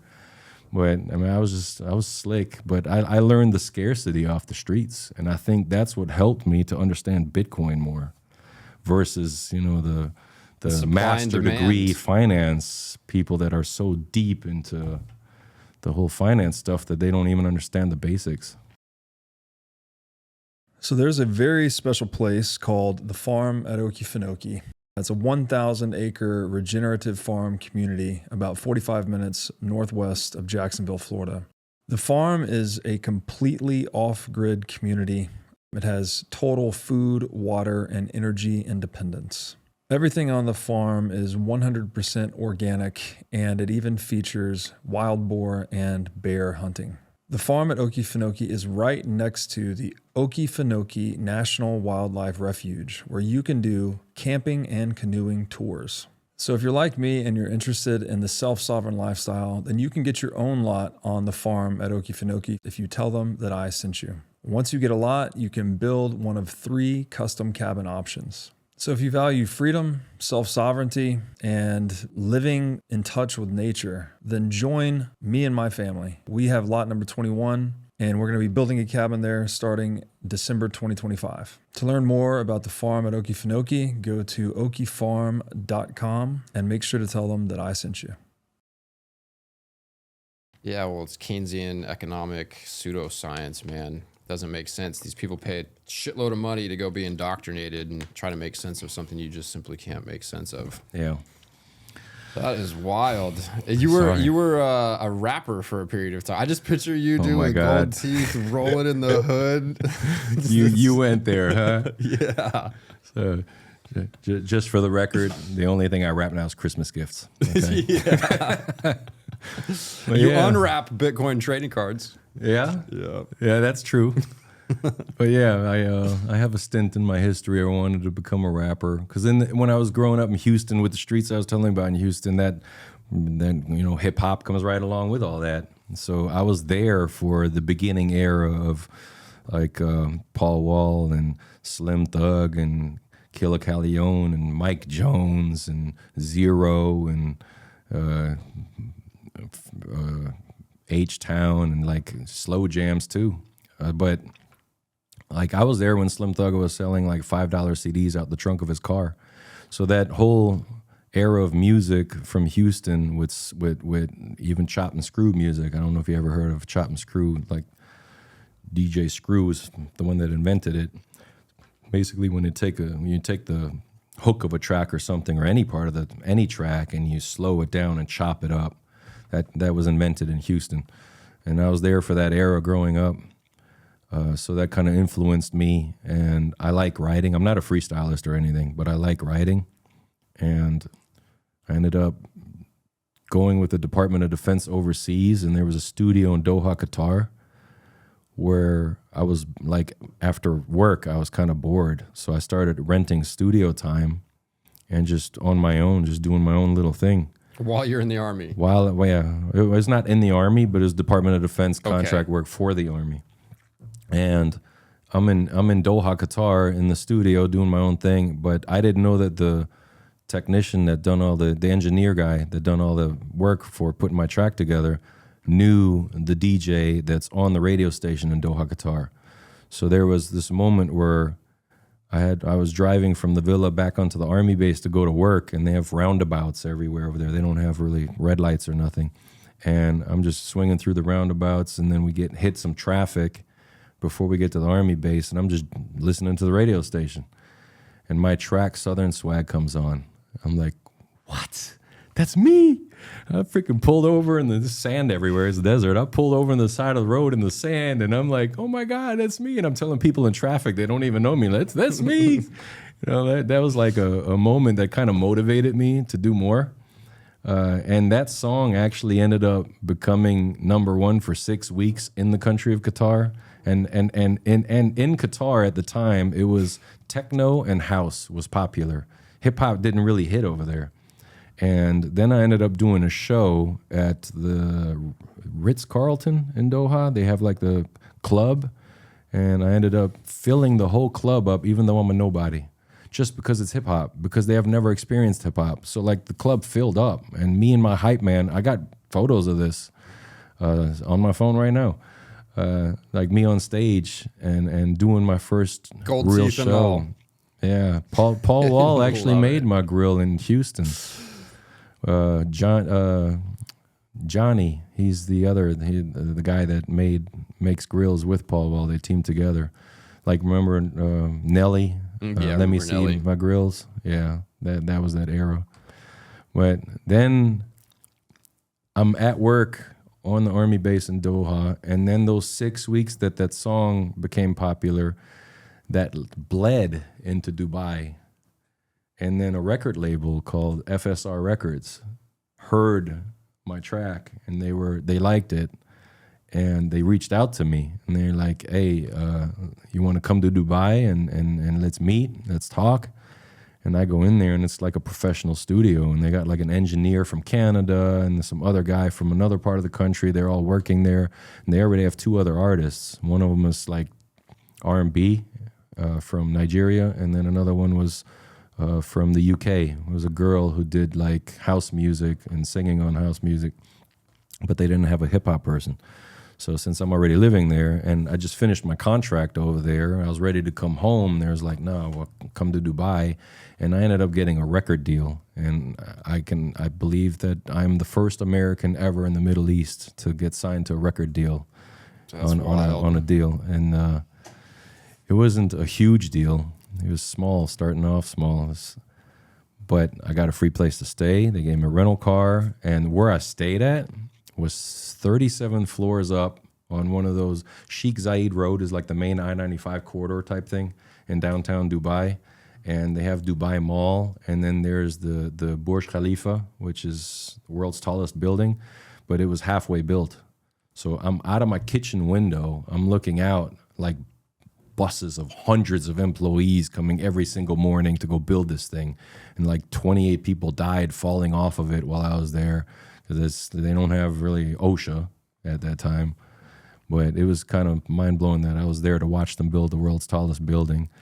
But then from there, when I got signed, we started recording. And the studio time that I've always had was like, in 4 hours, I'm done with the track. You know what I mean? And then I get into their studio, and we spent like 13 weeks on one song with 14 different variations of different levels of the track, and it's blowing my mind. Like, dang, there's that much involved. And then when you're done engineering the track, it gets sent off to Canada to get mastered, because mastering was done somewhere else too. So I started to understand the inner workings of what it's like to be as a part of a record label in the studio on a more professional level. And then Shaggy came into town to do a concert for the Dubai Music Festival. And then they actually got a contract set up where they had a rider with, put me in a hotel over there close by and whatever. I'm nothing big like these other people that want all purple M&Ms or whatever on the nightstand. But I got set up with a contract to be the opening act for Shaggy in front of like 12,000 people. And that was my biggest concert. But that was nerve-wracking. And from there, it led to going to Thailand to perform. I went. There was a rock concert with different people from Metallica and all these other guys, but their opening act for this rock festival in Dubai was a group in India called Junkyard Groove. And they had like a 6-piece band, and they're rocking. And they were on point, spoke perfect English in their tracks. So I met up with them, or they heard about me, and we met up, and they were like, yeah, when we're done here, we go back to India. We're going to do our own little tour in Chennai and Bangalore and some other place. I forgot the name of it, but more on the southern side of India. And there's like, we love your track with Bubba Sparks because I have a guitar in there live, and it's got like this Linkin Park type vibe. So it kind of blends into their rock band. So all of my experience has been a DJ, doing my tracks where they take my voice out, but my ad-libs are there and the beat's there and the DJ just pumping my music out and I'm just doing my live vocals or rapping. But they did a live band with 6-piece band on my track and learned my track. Man, I got gung-ho. I got a photo with my face red with a microphone because I've never heard a 6-piece band in real life doing my track. But the crazy part is in Bangalore, you're not allowed to dance. What? You get a fine. Really? You get fined for moving and dancing in the club. So I want you to imagine me on stage with a rock band, with a 6-piece band, performing in front of like 300 people that don't move. That's a trip. So it was kind of wild experience. And I ended up doing tour in India, and then I ended up going to Kenya, Africa. And in Africa, I did a 10-day tour. And then I met like big artists over there like Juakali and Red Sun and Wairi and Nonini. And I befriended Nonini while we were there.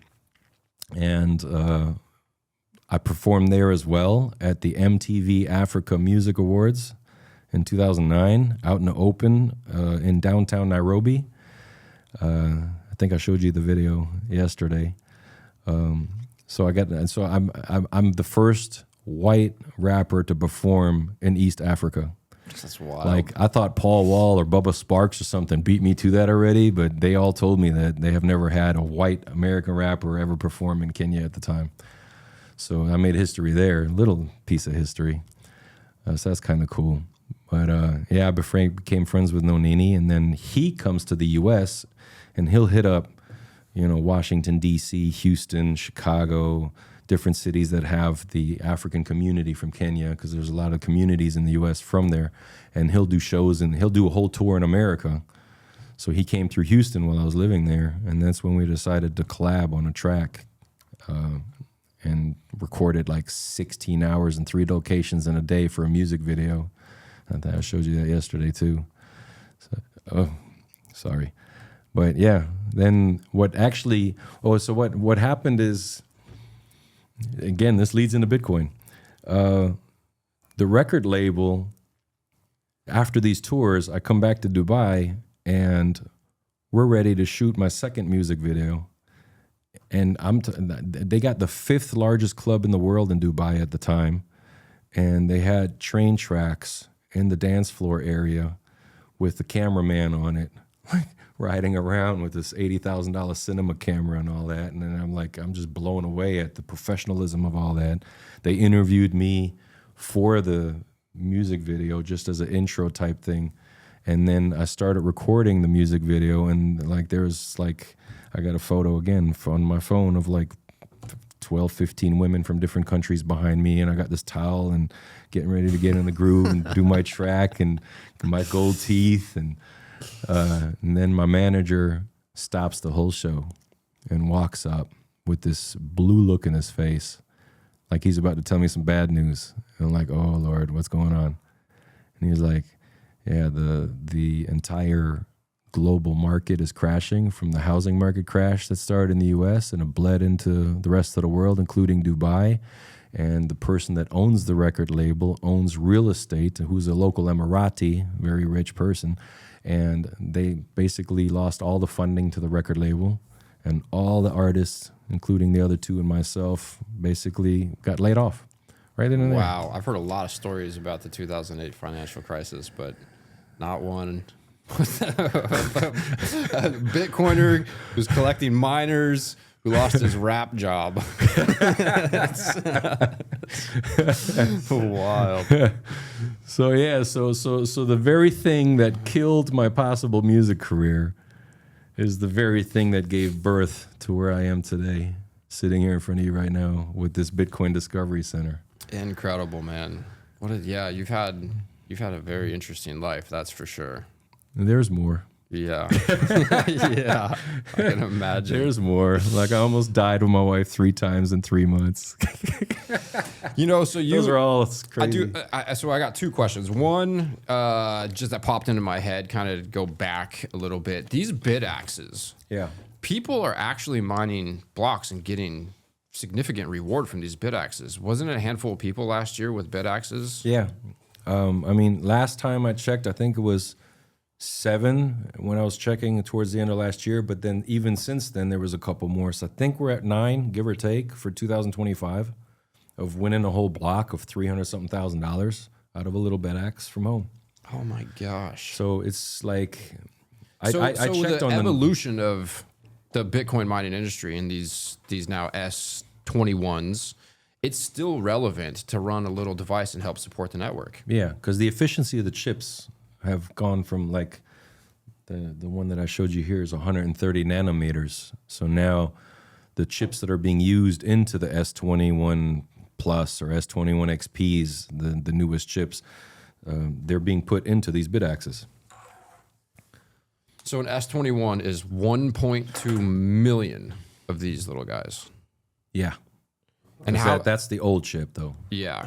I mean, that's incredible. The evolution in what, 12 years? And that's one thing that the naysayers against Bitcoin mining, for example, the green people and all that stuff that are against Bitcoin mining, something that they never really point out. Like the banking system hasn't changed in the last 12 years. It's the same efficiency. You still got the brick and mortars, still got the same AC system, same vault, same everything. It's just older employees working in there. Okay, your internet got a little bit faster since then, but you still got people like I'm right now with my LLC, with the consulting firm, or even with the museum stuff. I still have to go walk into a bank and stand in line to do stuff, to like certain things. And when I'm standing in line, I see somebody pull a checkbook out in front of my face, and I feel like throwing up inside. Because, like I said, I'm over here, and everybody's still back there, and we're in the same room together, and it feels weird. It's like, why am I here? This sucks. Yeah. So with the efficiency, like if you compare that to the banking system with the brick and mortars, there's no efficiency there.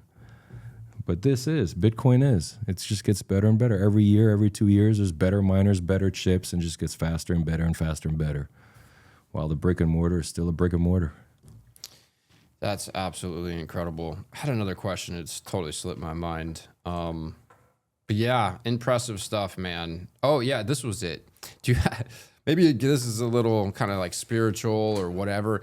Do you have any advice or suggestions? Like how does somebody create the level of serendipity that you've had in your life? Because I've met you a couple times at conferences, and You have stories of just like endless stories of being in the right place at the right time. And an example, you start Carnivore, 17 days ago? Yeah. You're going on a tour to talk about the Bitcoin Discovery Center. You got your miners with you. You end up in Naples. You're sharing an Airbnb with Sean Baker. Yeah. The Like, guy your that whole life wrote has the been like that. Carnivore diet.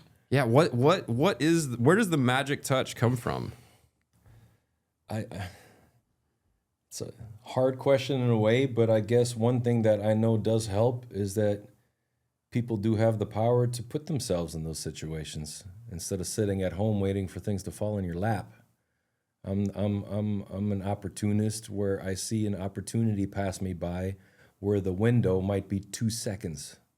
But if I see that 2 seconds, either I'm going to be pissed off kicking rocks 20 years from now because I didn't jump into that 2-second moment, or I jump into that 2-second moment and see what happens. And if I get rejected, so what? You They learn. said no. Yeah. Yeah, I got rejected. Okay, there's another 2-second window. I jump into it, got rejected. All right, but then the 7th or 8th or 9th time, hey, what's up? Let's work together. Boom, I got a whole new road to go down that I didn't have before. So getting rejected is a part of the process of success, I think. Yeah. Yeah. And there's a learning curve to every rejection too, because every time you get rejected, then within that rejection, there's something that happened that you learned from it to better yourself for the next opportunity. You It's either like- win or you get rejected and you learn and you're winning. Correct. You're always winning. So it's a mind state thing, Yes. really, more than Yeah. anything, huh? Staying in a positive state of mind, taking action, proof Yeah. of work. You can't just sit at home and manifest greatness in your I life. believe in manifestation verbally as well. And Yeah. that's why I think I got to this Bitcoin Discovery Center too, because I've been talking about doing this for a long time. And while I'm getting rejected, this has always been the center of my focus to do something like this. And all of a sudden, 30,000 square foot building, here you go, nonprofit, here you go. You know, it's like, oh my God, like everything just come to an head right now. But one of the reasons I'm sitting here in front of you right now is I'm at that head and I can't move forward because I don't have the money to get to the grand opening finish line. And that's why I'm asking the community for help to bring us there and help me with the rest of the way. And how can the community help you? So you have the BitcoinDiscoveryCenter.com. Correct. Yeah. So what can people do? How can they find more donate information Bitcoin. on They can you? donate US dollars. Like I said, if there's any large OGs out there or pubcos that are interested in, and I think it's great optics for anybody that has a pubco or a company that you're showing your own shareholders or followers that you're actually not just giving all your money to Uncle Sam and you're doing some nonprofit work and giving back to the community to help preserve what's important.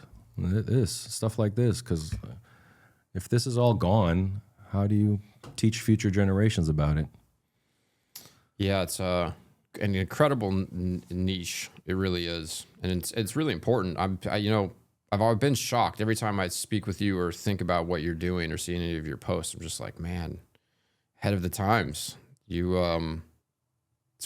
a lot of serendipity, but it's a special thing, and I'm grateful. I'm sure a lot of us Bitcoiners, I can speak on behalf of a lot of the people in the community who are grateful for your work in doing this.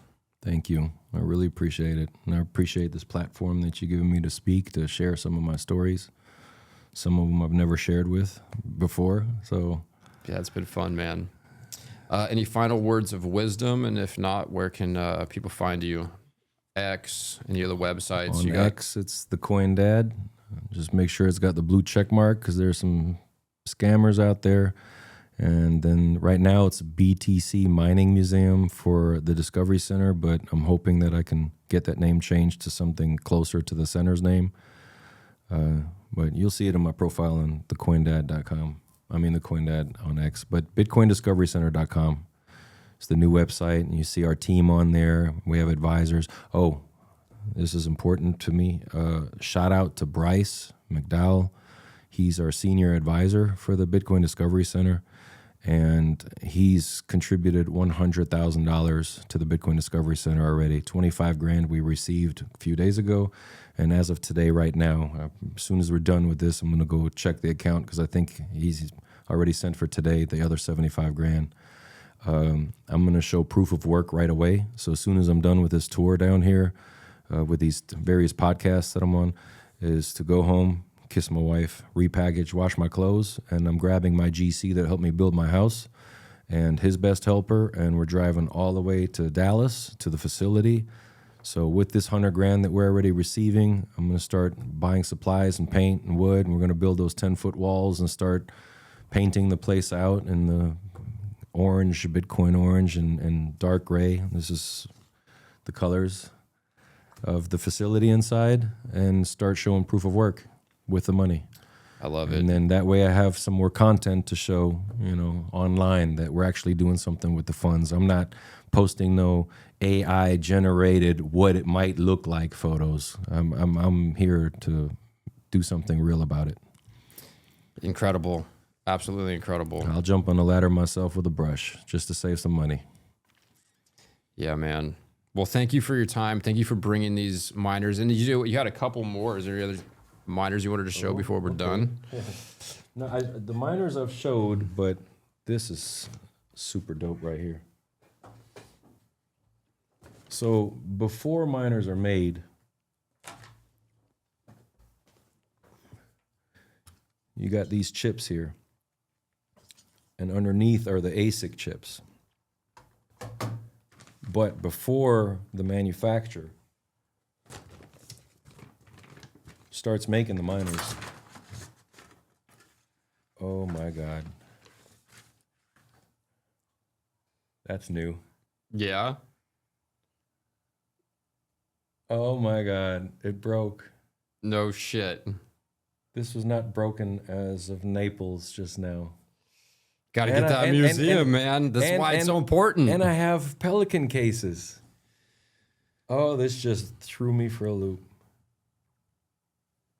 Okay, is it replaceable? No. I mean, in a way, but if anybody can find easy. a replacement, you can. Oh, man.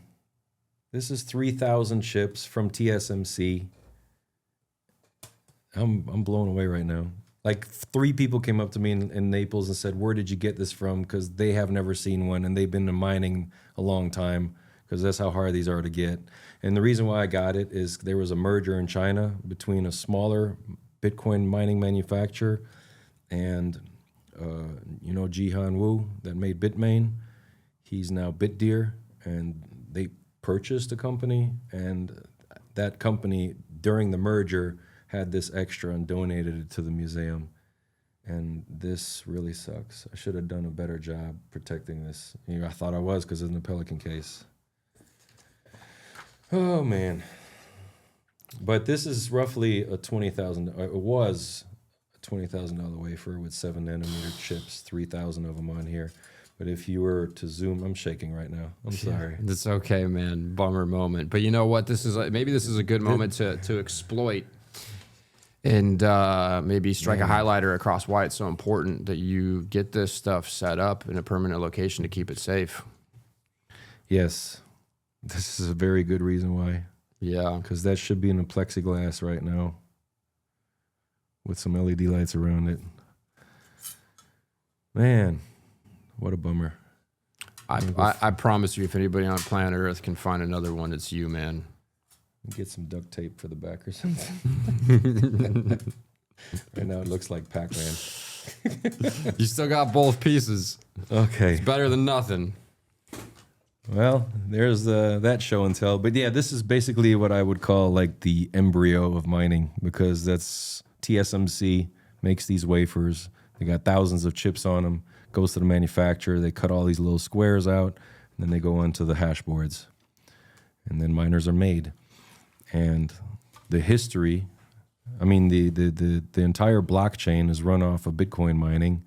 So I consider what I've collected basically like the DNA of the Bitcoin blockchain. And everybody that's involved into Bitcoin, even Mike over there doing his job, and you doing yours, and Robert with his, and myself, every job comes off of the backbone of Bitcoin miners. Yes. If it wasn't for the Bitcoin mining, none of us would exist with a job. You'd still have a 9 to 5. I'd have a 9 to 5 or whatever you would do, Mm-hmm. We wouldn't be full-time into Bitcoin because of, so we got to pay homage to this. Yeah, this is the equipment that digitizes energy and makes these forever pieces of information. So it's important stuff, man. Well, thank you for all Thank that you you for do. having me. Thank you for your time, man. This was fun. Appreciate you, man, so Yes, much. You too. We lock our doors, we encrypt our hard drives, and we use strong passwords. But most people leave one thing wide open: their phone line. SIM swap attacks are one of the fastest growing methods of digital theft. In minutes, a hacker can clone your accounts, reset your passwords, and drain your life. Unfortunately, this is not science fiction. It happens every single day. Efani is the only mobile service protection designed exclusively to protect you from SIM swap attacks. Efani offers military-grade encryption on their product and offers up to $5 million of SIM swap insurance. And to date, there have been exactly 0 SIM swaps on any of Efani's over 50,000 protected accounts. So you don't need to live in fear, you just need to protect your weakest link. Go to efani.com/breedlove to secure your phone line today. Again, that's Efani, EFANI.com/breedlove. For the past 25 years, I've been reading roughly 1 book per week. Almost entirely difficult nonfiction books, the kind that really shift your thinking. Books on physics, money, power, psychology, spirituality, and philosophy. The real stuff. But I get it. Most people don't have time to read 50 books per year. So I hand-selected my favorite nonfiction books and distilled each one of them into a course that you can take in 50 to 100 times faster than it would take you to read the entire book. Each course gives you the key insights, mental models, and frameworks that matter. We launched with 15 book courses, and we are building toward a library of 100 by the end of year 1. So if you are a seeker of truth, wisdom, and personal growth, then my book course is for you. To sign up, go to course.breedlove.io. Again, that's course.breedlove.io. Thanks for watching. If you enjoyed this episode, click here to find more just like it, and here to find our most recent episode. Also, make sure to like this video to help shine light on the corruption of money. And be sure to subscribe to this channel to stay connected.